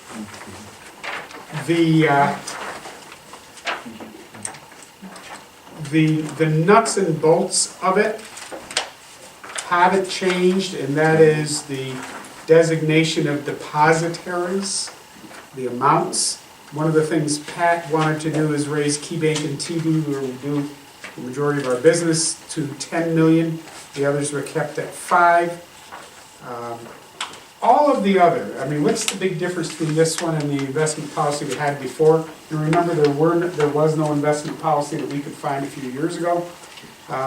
We created one, and it would suffice. The difference with this one, Pat did some research. This investment policy is framed based on what the comptroller's office recommends. They don't necessarily require, they recommend. And as Pat and I went through it, we really couldn't see a reason not to. There were some sections of this document that we didn't address, but certainly if they had a problem, we would at least have addressed it in the documentation. The key is number 7, and that is the same with the changes we had always talked about. So, we tabled Resolution 11 because we did not have the final investment policy in a form that we wanted. You've got one now. If you don't want to act on this tonight, and I know this just came at you tonight, it's not 100 pages, or maybe you've already read it and digested it. If you don't want to, we can let it fall off the table and we'll bring it back at our next meeting. I think we could let the one that we tabled fall off the table. The one that was given to us tonight, I have a question about. I think we're opening ourselves up for criticism by having 2 of the potential players authorized at a $10 million level and the rest authorized at a $5 million level. I think you authorize everybody at 10 million. If you're not using them, it doesn't matter. But this way, when you go out, if you go out for a certificate and you want to place an $8 million certificate, you want to have everybody available to quote. You don't want to have limited yourself to just 2 players. It's a good point, I can't react to it, I've taken the note. I just have a question form. Why do we use Roman numerals and numbers together? I don't know, I'm going to guess, He doesn't like letters. I'm going to guess that's So the the way Romans they can found read it in the comptroller's office. I I have no think you're idea. probably right about that. Yeah. It says number 1. And then one little after it. Well, courier service, number 13 doesn't have a number, it just has, last part doesn't just has Roman numerals. Pardon me? The last one just have Roman numerals after number 12. You want to check, They have Roman numerals right at the end. but there's no number. Okay, so there's numbers and Roman numerals up to 12. That's That's a brain. I think you better tell them to, Barry, look here. You got 2. I haven't read it, we're gonna have to pass this another time, I'm sorry. It's like he 6 for them, we're going. 1, so first 2. There's a Number 5. I think he just took, and then he. This is a 6, and it's number 12, you've already got a 6. You've already got a 6 with your 4 in it, yeah. I don't, we need to clean that I up. agree. Yeah. So we need to go through and critique their control, right? Pardon? It may be. I'm assuming we're not going to take any action on number 11 as a tabled resolution, let it fall off the table. I've taken a couple of notes, read over the draft policy and send it to Pat direct if you want. I'll give them the two that surfaced right away. I had a couple others too, I don't know why we had those little asterisks in number 2 with the numbers. Tell them to take a look at his Don't understand. pagination. Don't understand. Okay, that'll drop off, and we will revisit that.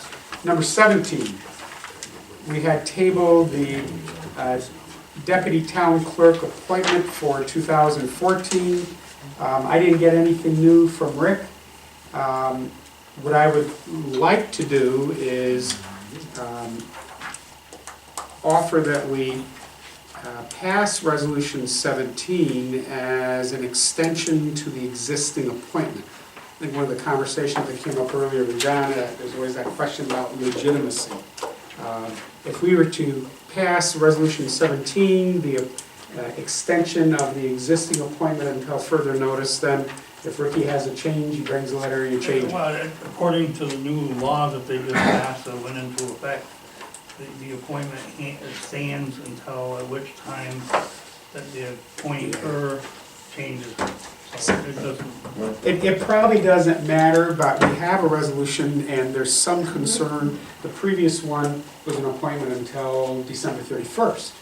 So if you make 17 to continue the appointment until further notice, then I think it'll make the budget officer happier, the finance manager happier, both of them. So 17 is on the table.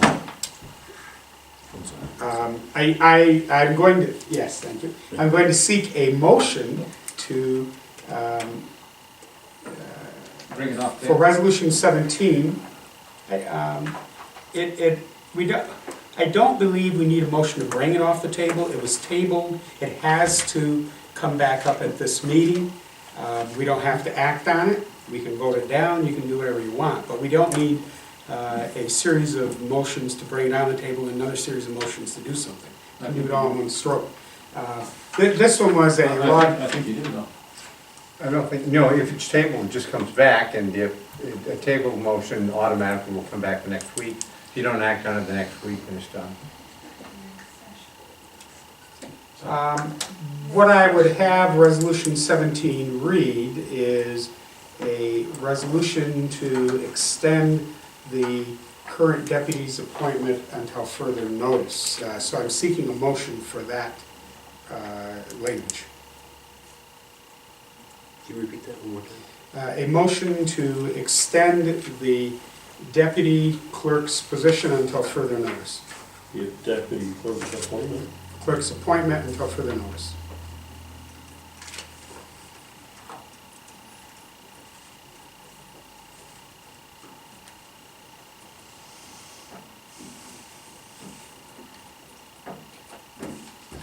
Do I have a motion? So, Do I have a second? Second. Any discussion on the resolution to extend the deputy clerk's appointment until further notice? If we don't do this, the hours the clerk's office will be open are probably going to lessen, correct? Is that my understanding? The driving force, I agree with Ricky that by doing nothing, it continues. There is a 30-day, that if a position isn't filled after 30 days, someone didn't take their office, you can appoint to fill it. I'm more focused on this for internal purposes with the budget office, that because they have a resolution that indicated there was a term on that, they're more comfortable making the payroll if we have something that authorizes them to do it. And that you don't ever want to discourage, that the budget office is saying, give me authorization. You know, I always hesitate to go in and say, you know, do it because we said so. So this really is internal as much as anything to legitimize the payroll, which would in effect maintain the 8 to 4 hours. As far as the hours, if you don't have it, you get 4. Well, that's what I was alluding to, because we had a time before when Ricky was sick through no fault of his own. He was, the office was restricted to basically 4 hours a day, which made it hard on everybody, I think. So I would hate to see us go back to that. So. Well, there's no need to. All right. But if she isn't gonna get paid, I would expect her to work. Is there any issue with, I mean, we've done this every year, is there any issue with the deputy? No? So why don't we just write the letter and put it in the file and be done? No, I'm not going to. Because I don't, according to the new law, I don't have to until, at which time, if I wanna change somebody, I can. That's what the law says.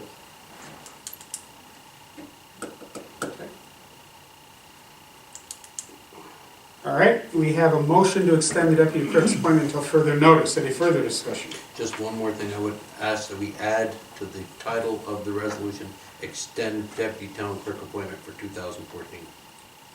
Amended to read a resolution to extend the deputy clerk's appointment. Marty, you made the motion. That One okay more, with you? before you get them All right. clarified, why don't you take the year 2014 off? This is gonna be good until you change it. Until further Take the notice. year off.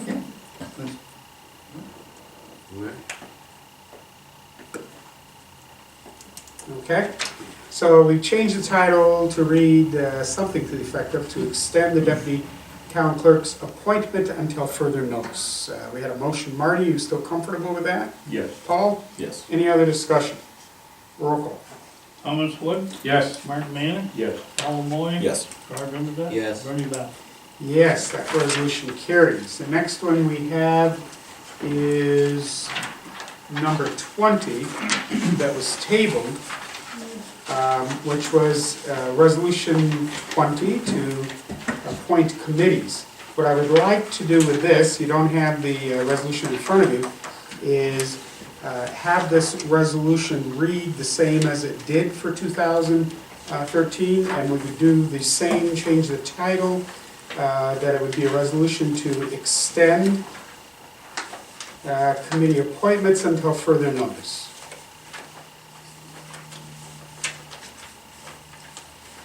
Well, that one's, you know, further notice, this one's a definite thing, we know it's gonna happen soon. You know what? All right, until further notice, okay, all right. Can't put a date. So we would extend, resolution number 20 will be amended to read to extend committee appointments until further notice. Do I get a motion to put that on the table? I'll make that motion. Mr. Mannix, do I have a second? I thought we just decided we didn't need that. This is a motion to act on this? Correct. You said to take it off, to bring it to the table. No, That's what you said, right? Yeah, That's what I'm you said. sorry, then I'm, that's why I was. never mind what I That's said. why Mr. Renadet's a little confused. I'm looking, Should mind what you're I'm looking for a motion to, yes, I did say to bring the table for discussion. We need to get a motion so we can get to a discussion on the resolution to extend committee Yes. appointments until further notice. Mr. Mannix has made a motion, is there a second? Second. Mr. Renadet. Now that we've got this, and I didn't mean that in reference to off the table, I meant to discussion. Is there any discussion on this resolution? We'll just stay on until the Until- election is confirmed, once it's confirmed, then you can make new appointments? Once Yeah. we certify whatever changes will cause, whatever it is, but at least we can function, and departments can have board members they can connect with. So long as we, you know, we get to look at it when everybody gets it back on. Any other discussion? Roll call. Thomas Wood, Yes. Mark Manning, Yes. Paul Moy. Yes. Gerard Remendez. Yes. Bernie Beth. Yes, resolution 20 carries as amended. Resolution 21, Fire District Liaison. I would like to take resolution 21 and amend the title to read, to extend Fire District Liaison until further notice, taking off the date again.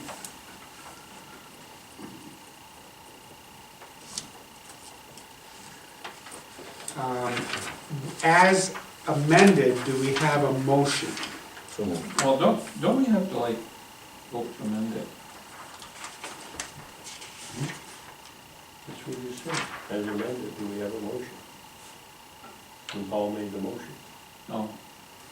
We could get a motion to bring it to discussion with the original title. I might have been a little premature, but I'm letting everyone know you already know anyway. The motion is for 21 that will end up with a changed title to extend until further notice. Do I have a second? Second. Mr. Rendelet. Okay, now we would amend the original 21 to read, the title to read, to extend Fire District Liaison until further notice. Any discussion on that? Yeah, I think one of the things we're gonna wanna do with that is notify the various fire departments that this is an interim step. And, you know, once an election has been certified, there will be appointments made, and they'll be so notified. We can do that. Then that way they'll understand. Yeah. Hopefully they'll understand. We'll work on that. Okay. Any other discussion? Roll call. Thomas Wood, Yes. Mark Mannix, Yes. Paul Moy. Yes. Robert Ensign. Yes. Bernie Bass. Yes, resolution carries. That's resolution 21 as amended. Okay, the next one we have is a new resolution. 30 was tabled. Man, that was tabled also. 30 was tabled. Table, number 30. Number 30, I'm sorry. Number 30 is another tabled resolution. Election workers' compensation for 2014. Rick, why don't you go ahead and read that one as is? Okay, resolved, excuse me, that the 2014 compensation rates paid by the town of Plattsburgh to election workers shall be as per attached schedule from the Clinton County Board of Elections. And it be further resolved that the finance manager receive a copy of this resolution with the attachment. A motion. For the purpose of discussion only. Mr. Rendelet, do we have a second?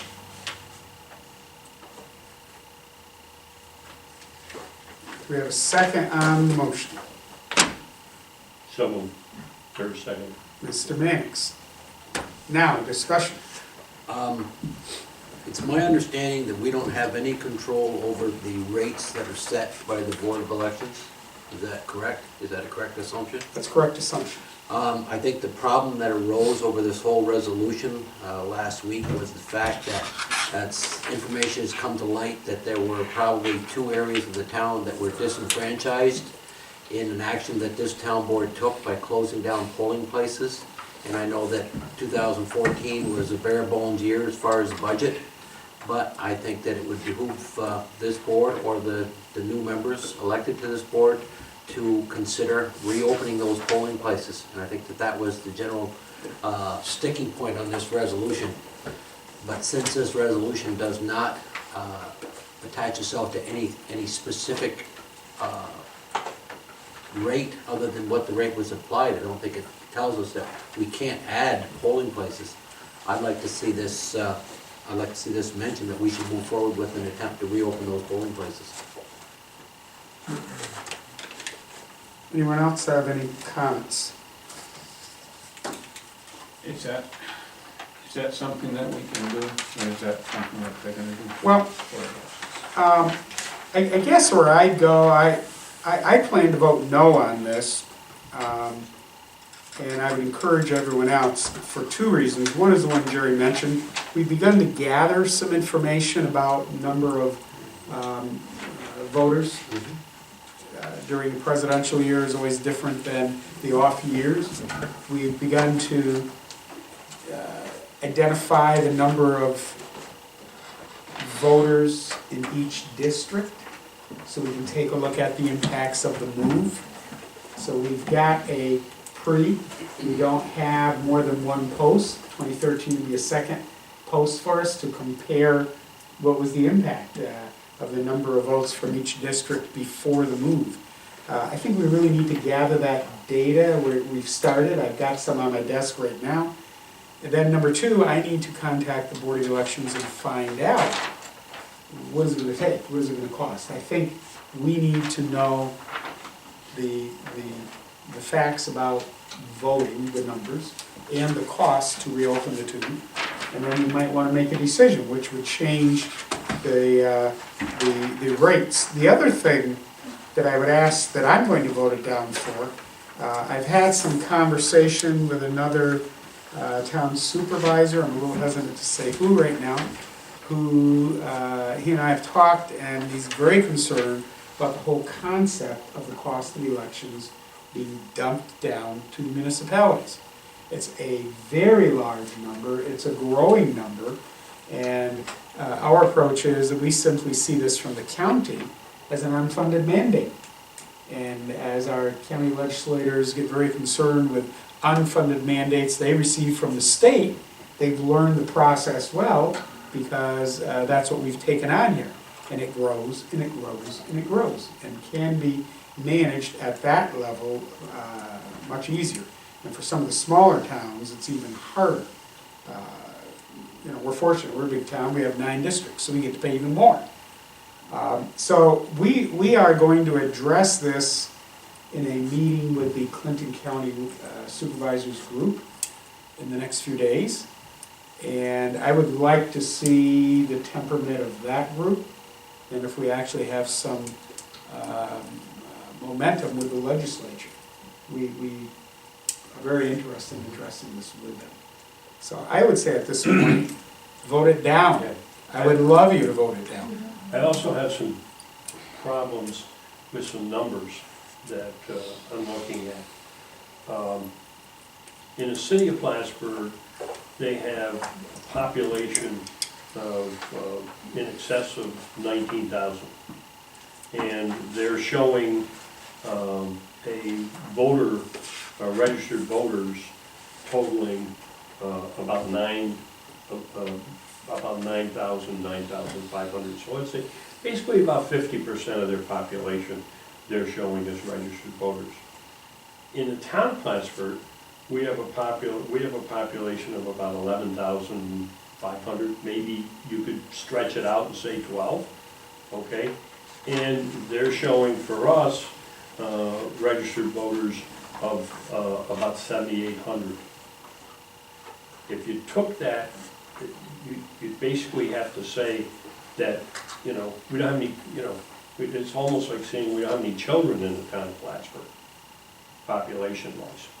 I mean, otherwise, when you do the math, you're saying that, you know, when you look at the numbers, it doesn't make sense that we should have that number of people. What it really represents, I think, is that we have a disproportionate number of people that haven't been purged from our lists. I'm not sure of that, okay? So I'm not, you know, I'm not screaming out publicly that I think there's this big issue, but something seems to be amiss. All right? So, because it doesn't make sense that the city of Plattsburgh should have 50% of their population as registered voters, and the town of Plattsburgh should have something like 63% of their population as registered. How many people voted in the last election, Dan, roughly? It was a relatively small number, maybe 3,600. 2,300. 2,300? That low? Okay, so it's 1 in 3 voted of that list. Yeah, of that list, it would be one of 3. But the Board of Elections. But I don't think provide that, for all- I've always maintained, I mean, for 30 years, I've maintained that the town of Plattsburgh lists have always had far more people on them than they deserve to have. I can remember working in areas, and, I mean, literally, you know, you would do your drive to get people out to vote and whatever, and you know, you could say, look, there aren't 35 or 40 people left out there, and the numbers would come in, and the numbers would tell you that there were 140 people out there. And you say, no way. So I think that The other part of that is this building just simply can't handle 4 this election building districts cannot handle voting. Parking, I mean, if a Had we- handicapped person pulls up, we don't have that parking for handicap. We just don't have that ability to service that number of people. Had we had that many, had we had another 1,200, which we easily could have had, I mean, look at the presidential, if we'd had another 1,200 people show up to vote here, I think it would have been a calamity. In a presidential race, the numbers are significantly different too. Well, the next So we election, could have a real problem. next election's gonna be a Could gubernatorial have a real election, problem. congressional election, Senate, Assembly, and, I mean, those are the kinds of races that will, you know, they pull more people out, depending upon who ends up being candidates. The only other problem I have, I understand and I agree completely with sending a message along that, you know, something needs to be done about this. I liken this akin to a fire district budget. The Board of Elections is presenting us a budget. If we don't accept it, we're gonna have to eat it anyways. But I wanna see the math. I understand that, but I by wanna see voting, the by math and how the voting numbers no, are arrived at, and I wanna see the math and how the figures are being spread, and that, you know, and again, I'm not making any accusations, but is that the same formula that was applied last year? We also Is don't. that the same I formula looked that at the was applied same the year numbers, Marty, before? and I agree, the numbers were significantly lower, and yes, it was a local election year, people don't, they won't get out, they won't go the extra mile, but the communities that we disenfranchised Oh, I agree. historically have a harder time making it to the polls as it is. Asking them to go an extra couple of miles, Yeah. I mean, to you and I, it's not the end of the world, but to some people it is. And I think that that's where the problem was made. We, you know, for lack of a better word, we disenfranchised two communities. Tom argued that, I can almost hear your words the day that we had that conversation, that's He was right. exactly what it would do. You have a lot of people in those areas that, you know, they may have one vehicle. Mhm. And so if one person has got the vehicle, the other person, you know, can't go vote. You know, and you're not gonna call a cab to go vote. Well, no matter what, we need to, and as I said, we're getting close, we're gathering a lot of data about the numbers in the elections to have. We need to know what the cost would be. And I want to go through the approach with all the other supervisors that this isn't the way to fund elections before we go anywhere. So my recommendation is we don't support this right now. It's real serious money. We don't get good accounting of Well, how I much mean, it was it's actually more used than- and no More than refunds. tripled itself in the last 3 years. Yep. Hold on, You know, I mean, it's just, a lot of money. Any other discussion? So we need a roll call vote. Go ahead. okay. Thomas Wood, No. Mark Mannix, No. Paul Lemoyne, No. Gerard Renadette, Yes. and Bernie Bass. No, the resolution fails. And I will give you some follow-up information. I'm hoping in 2 weeks when we meet again to have some good information for everybody. The next one is a new resolution. I don't know if you got that one, 31? Okay. I didn't have that, you needed copies. Resolution 31. Again, this is a document that we feel we need for file purposes, for the budget office, for civil service. 031, termination of employment for Kyle Farofsky and Ox Pros. Where the town of Plattsburgh 2014 budget had a number of cuts and reductions in spending that included the elimination of certain positions resulting in 2 layoffs in the union workforce. Whereas the position of cleaner and 1 building and grounds maintenance worker were eliminated from the 2014 budget. Whereas Article 10 in the Teamsters Union Agreement has very specific language that addressed the layoff process that ultimately forced the termination of Kyle Karofsky from the Water and Wastewater Department and Alex Provost from the Highway Department. Now therefore be resolved that effective December 31st, 2013, Mr. Karofsky and Mr. Provost are no longer employees of the town of Plattsburgh, and their salaries and employee benefits connected with these positions shall terminate as of that date. And it be further resolved that a copy of this resolution be given to the Highway Superintendent, Water and Wastewater Director, Teamsters Business Agent, and the Finance Manager. A motion. So moved. Mr. Mannix, second. Second. Mr. Renada, any discussion? Yeah, we want to add that a copy should be placed in each of those two employees' files. I agree.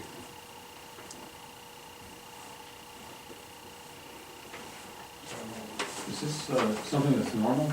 Every time you- It really should be for civil service purposes to, Just document. only the board can hire and fire. And that was the result of a process, but we never formally dismissed them. Well, I didn't, I'm not implying we did in this case, but only the board has that power. Again, the budget office, our budget office needs authority to stop paying, and it has to come from the board. And the civil service needs the authority to take them off as well.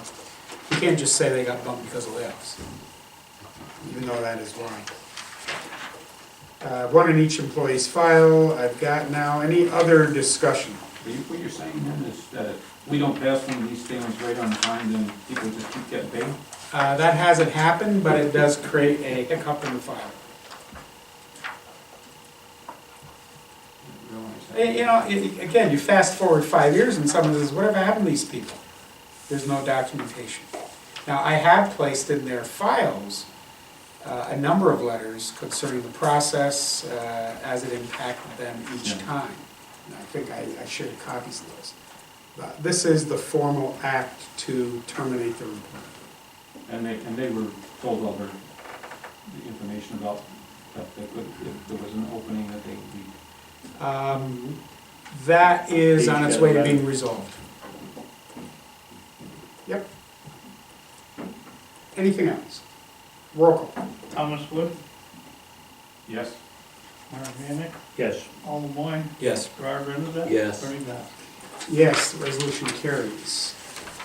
32, I need to get to, is the abstract. Thank you to Paul and Gerard again for coming in to get these done.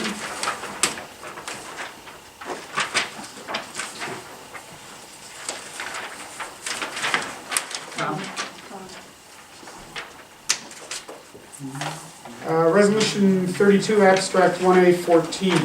Resolved that the abstract of audit of claim 1A-14, 2841 to 2920 for $274,334.20. Abstract 1A-14, 500 to 508 prepaid for the amount of $278,608.41. And be received as reviewed by the audit committee, and the supervisor hereby authorized to pay said abstract. Have a motion. So moved. Mr. Renadette, second. Second. Mr. Lemoy, any discussion? I just think you need to check, Bernie, I don't think they can both be abstract 1A-14. They're in the back of the room, I don't have them here. I would One guess should be one is 1A, one wrong. should be 1B. That's what I guess. I don't know which is which, but We will amend appropriately, Yep. okay? I'm pretty sure, yeah, I don't know which is which either. We should have a B. Any other discussion? then your title should reflect, which is reflected also. You said it was 41 cents or 61 cents? 41.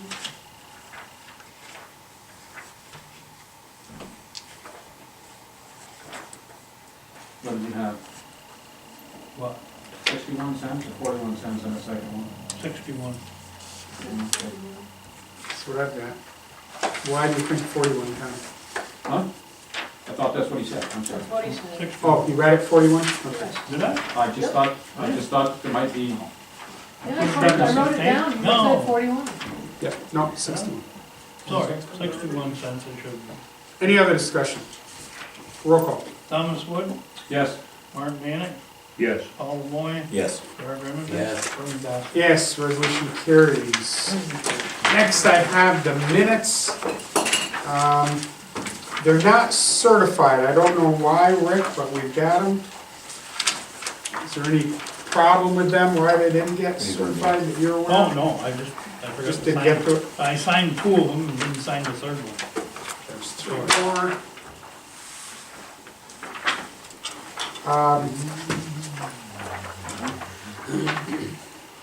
These obviously would be acted on next time, so please looked them over. I mean, right in the roll call, we see there's a space problem and typos, anything you see, especially with resolutions that are tabled. If I can, before we get down to the rest of the draft ones, do you think we can move the Cumberland Head and Regal Cinemas ones? We're not gonna meet till the 27th, and we're not gonna have issued a license. They're gonna operate the whole month of Absolutely, January that's accurate. without a license, which probably is not a good idea. Yeah, okay, you wanna do what we get there, or pull them up front? It doesn't matter to me. Let's keep things in order then, and we'll do it when we get there. We would be looking at number 34, I think, 35. 34 and 35.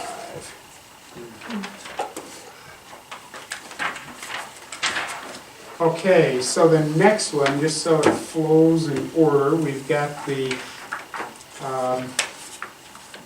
independent contractor for the assessor's office. That got before minutes. What we did on this one is you have attached to this the estimates that Brian got last time. Yeah, this is not really, That one right there. What is? Oh, this, they're not, we don't have them. Is this supposed to be nothing? We didn't get, they weren't ready to go. Oh, They okay. were in queue and So, the department didn't prepare the resolutions. okay. The one for the contract estimate for Plattsburgh, Morrisonville might still be in your agenda. We thought we'd have that one in the 11th hour and it didn't come out of the department, so scratch it. It may come back next time, I don't know. So we're on independent contractor for the assessor's office. Apostrophe. Brian pulled the two estimates he had gotten before following purchase policy for services in excess of $10,000. I told him, you know, there could be some concern. We're continuing the process, we're doing the same service. Mr. Comey's bid was significantly less than the others, which is why we chose him. Brian is more than confident that if he goes out again, he'll come up with the same discrepancy again. I said, well, I don't know, I don't think I'm uncomfortable that we're continuing the same service. We did do two bids, we're doing it, he's asking to do it again this year. Mr. Cromie's rates were significantly lower than the other two. There's no reason to expect that gap closed at all. If you're not comfortable with that, I will ask him to go out and update those. We had one from GAR and Where do you, are these the papers that you gave us here? it should be clipped with your draft resolution, independent contractor. yeah. Well, Are they? this says Yeah, October you got it. 2011 though. Yeah, that's when he got the price quotes. The higher That's what I'm price. saying, the ones he got last time, well, one is 2012 from GAR, and That was 2011. Comey's was 12.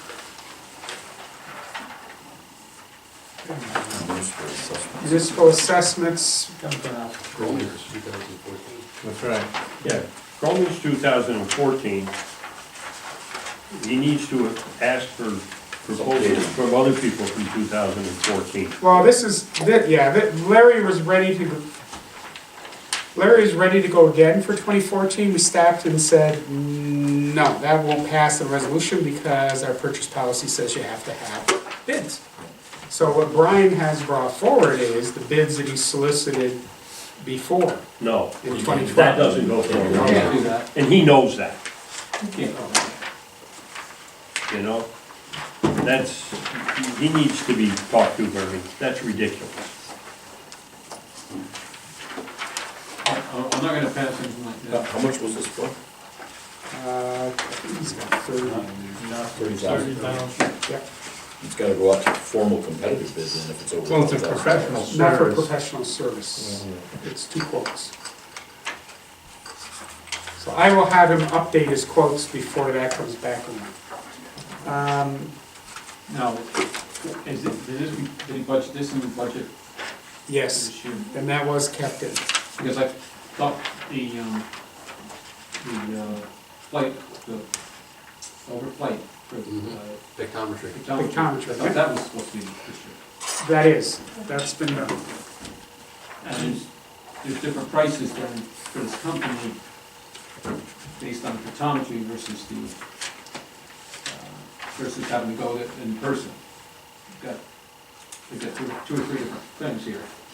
If we're going to have equal bids from anybody or equal quotes, you need to make sure that they understand that there's different things they're gonna be dealing with. Some are gonna be having to go to their home, some are gonna be using this pictometry. Because I thought we did the pictometry to save the money, having to go around and do that, going to each individual home. I don't believe the plan is to have the consulting service do anything with pictometry. That would be done in the Well, it office. says it in one of these. While this person is, in which one, Tom? Well, I don't know, because I just quit reading when eventually when I see all the different dates, I knew it wasn't any good anyway, so. But I did see that, that would have been under, let's see, Car Associate. municipal assessment services, I guess. Municipal assessment services has different ones, residential parcel, farm parcels, commercial parcels. Let's see.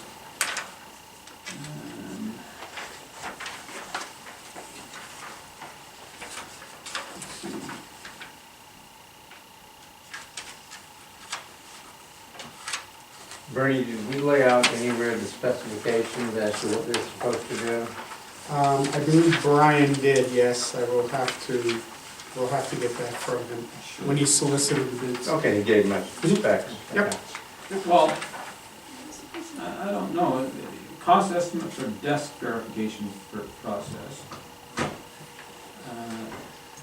And if you need to capture photos, they send stuff out when you capture photos and stuff.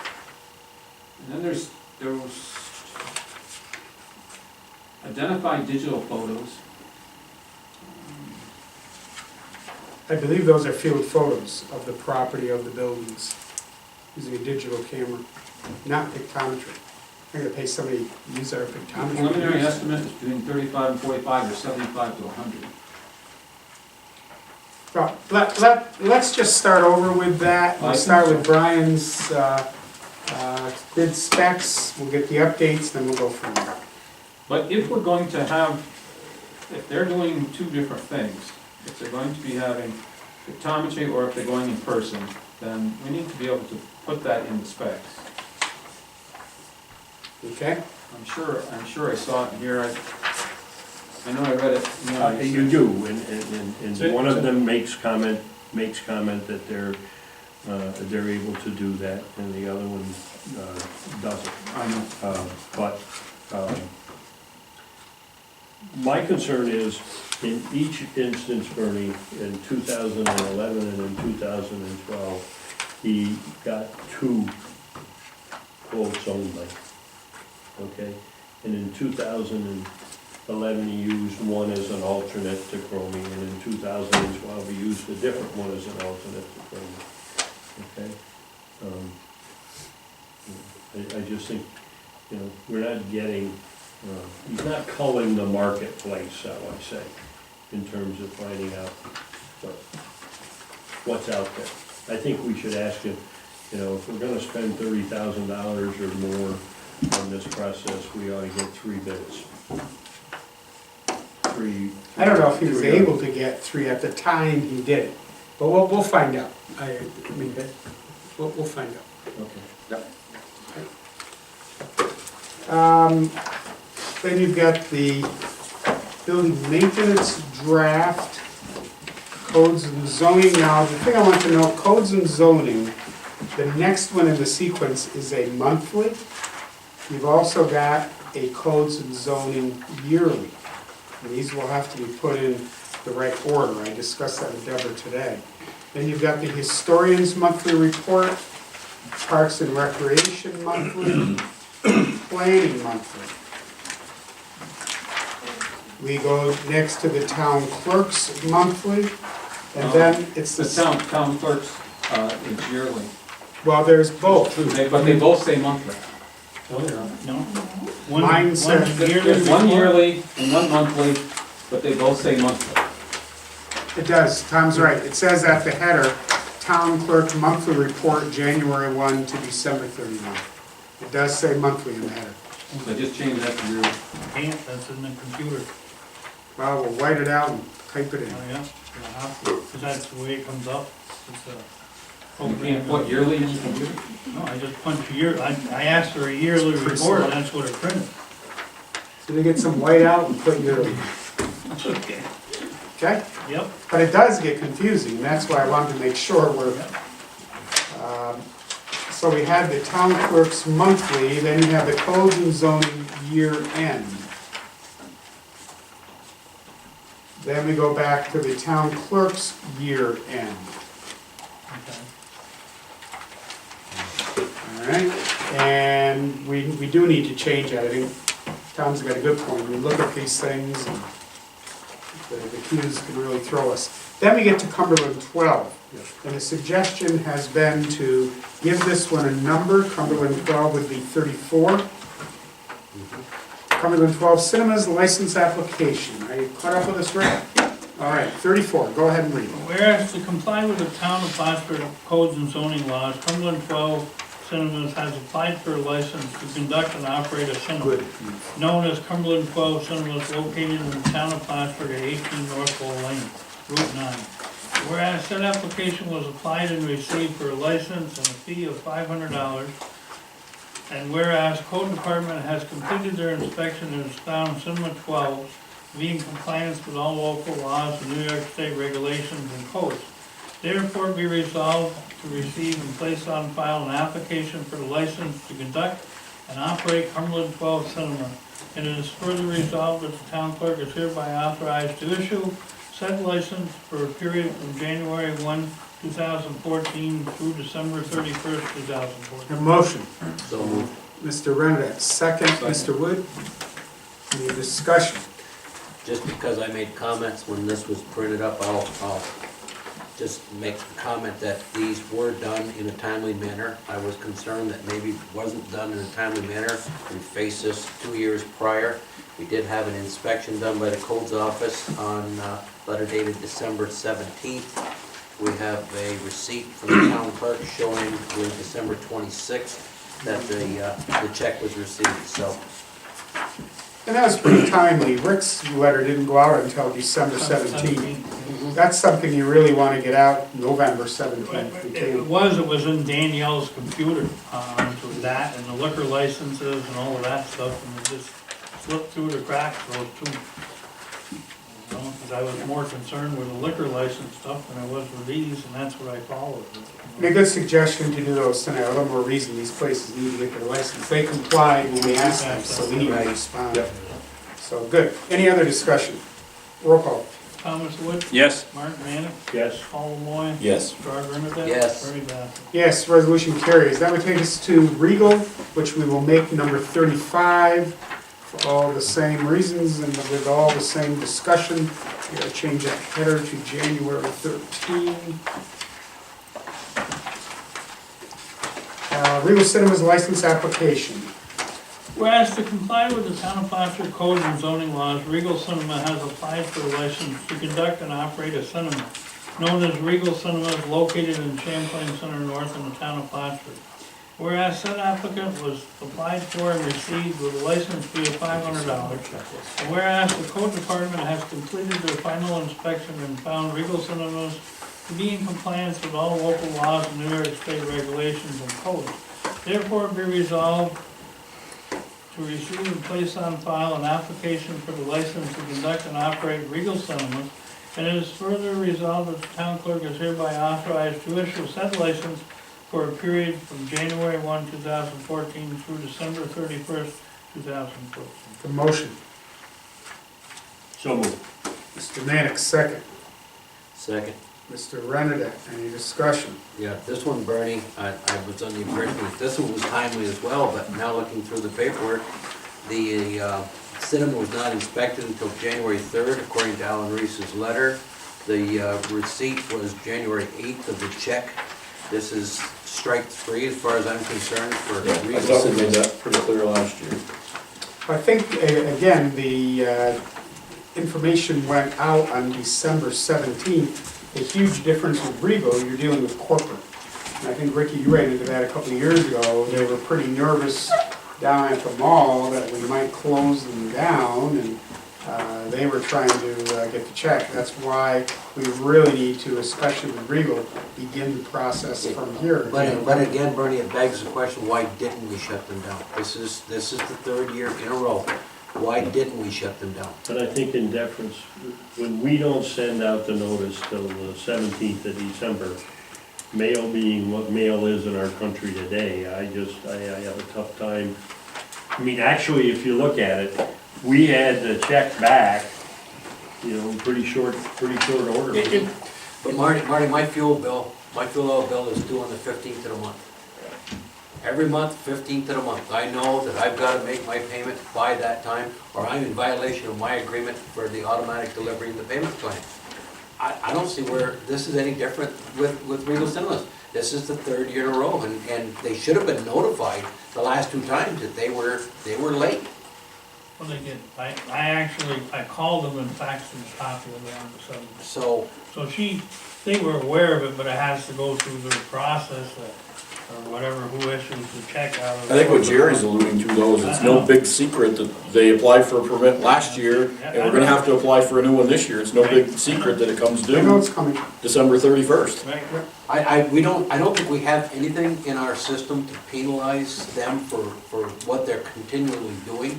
I don't think we have a mechanism for that, but I think that moving forward, I don't know how we do it, short of this town board remembering that they are notorious for being in violation and instructing the code enforcement officer to put a big close sign on their door, December 31st. Well, I think it's more effective to penalize them. But we don't have the means to penalize them, Jim. I don't believe we have anything that says that if they're late with their permit, we can penalize them. No, I don't think we do. We can change that. And it's time. I mean, their check was actually dated December 20th. It just didn't get to us till January 8th. I don't know why it took 18 days to get a check delivered from their corporate office here. I can write a check to Vancourt Fuel and put December 14th on it. Right. Doesn't mean that it was written on December 14th. No, Think that's ever been done? but that's a good point. They did write their check on the 20th, 3 days after Ricky faxed the letter. Mhm. That's pretty expedient action. To me, it all boiled, and I'm, We're having two, not the other You got night. Christmas. Yeah. New Year's. Yeah, I know, Christmas and New Year's got in the way every year. but The we last 3 years. started the process late. We need to start it early. Right, I take That's all. full responsibility for I it. mean, It slipped through the cracks, and it was one of those things. They did well for a large corporate that's gotta go through, the check in one city and the approval in another. I think, the bigger issue here is slip through the cracks on our part or their part or whoever. We're now, January 13th approving this license. They went 13 days technically without a license to operate. And if something had happened in that theater, I would hate to find out who's responsible here. When did we inspect the theater? January 3rd. So we're only 2 days late on that. Well, and if they wrote the check on the 20th, I don't know when we were in receipt of that. Why did it take us until the 3rd to schedule the inspection? Well, it should have been. We didn't get it till the We're- 8th. We're just cramming. It's stamped the 8th, that's when we got it. The inspection should have occurred prior to the end of the year, no matter if they paid or not. At least go to the inspection. Now, the application, one other thing, this application, Ricky, they fill that out or you fill that out? They filled it out on December 17th. No, that was me, that's when application filled out, that's when I faxed it to her. Okay. And they never got it back to you until January 8th? Right. Here's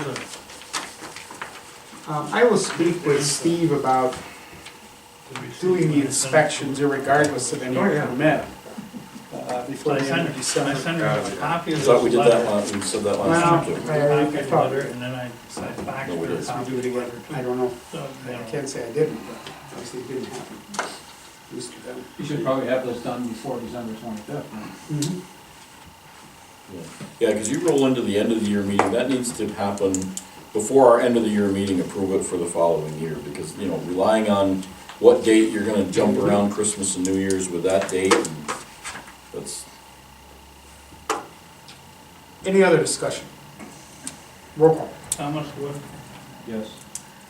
Gerard Remedy. Yes, Mark Mamick, Yes. Al Moy, yes. Bernie Bassett. Yes, resolution carries. The next couple, I think, are drafts. You've got some information, our codes folks and their annual conference. Mr. Von Margen indicated to me that none of planning is going to New York City. We have very, very, very few, a handful going to New York. Less than a handful, I think. And they will be taking advantage of training in Saratoga. We'll be hearing from that later. We've got a 3% site plan. And then the two resolutions, the two drafts for water sewer that were discussed earlier. I don't know if anyone has any further comments, questions on the out of title and the temporary.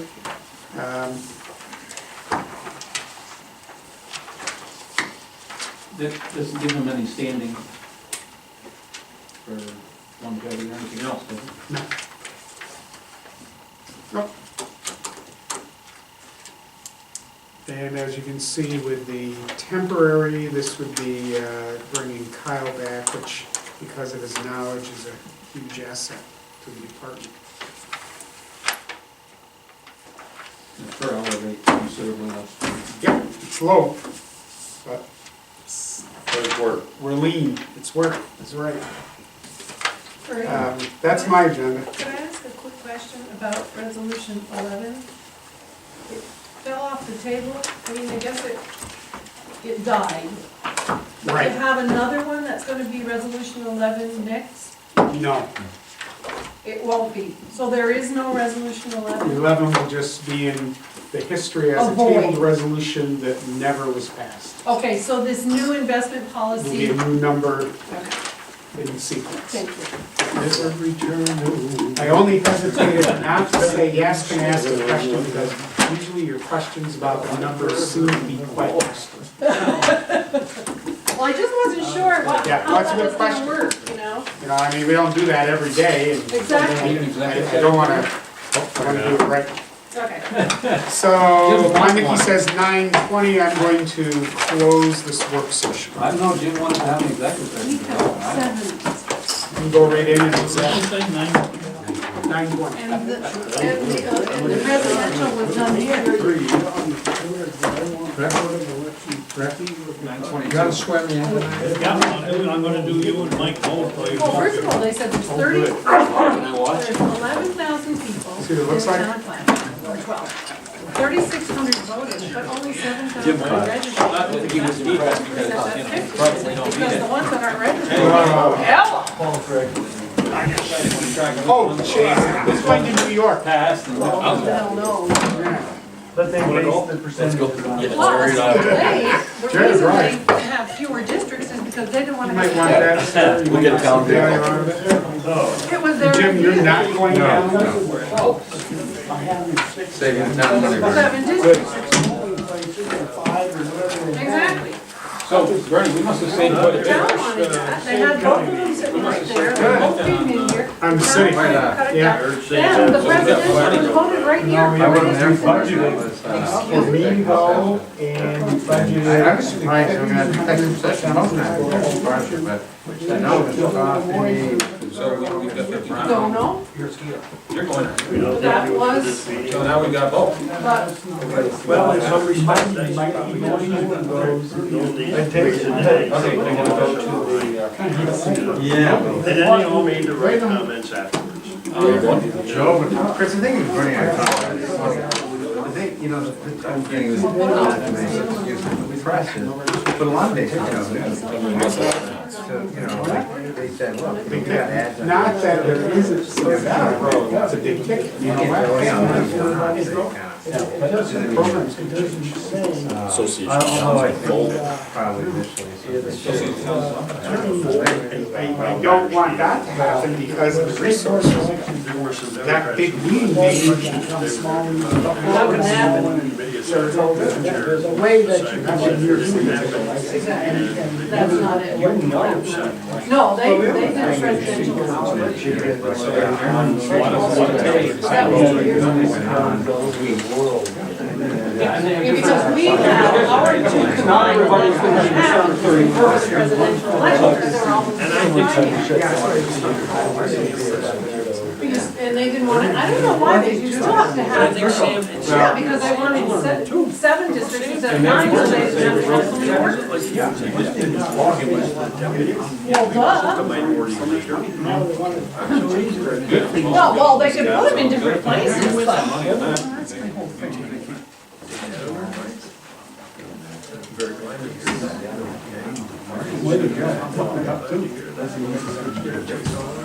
Yeah, well, that may be. Nothing. Did you like my, that was pretty interesting though, huh? And it's very, very prevalent. Where some of those 7,000 voters are. Exactly. Well, that is interesting.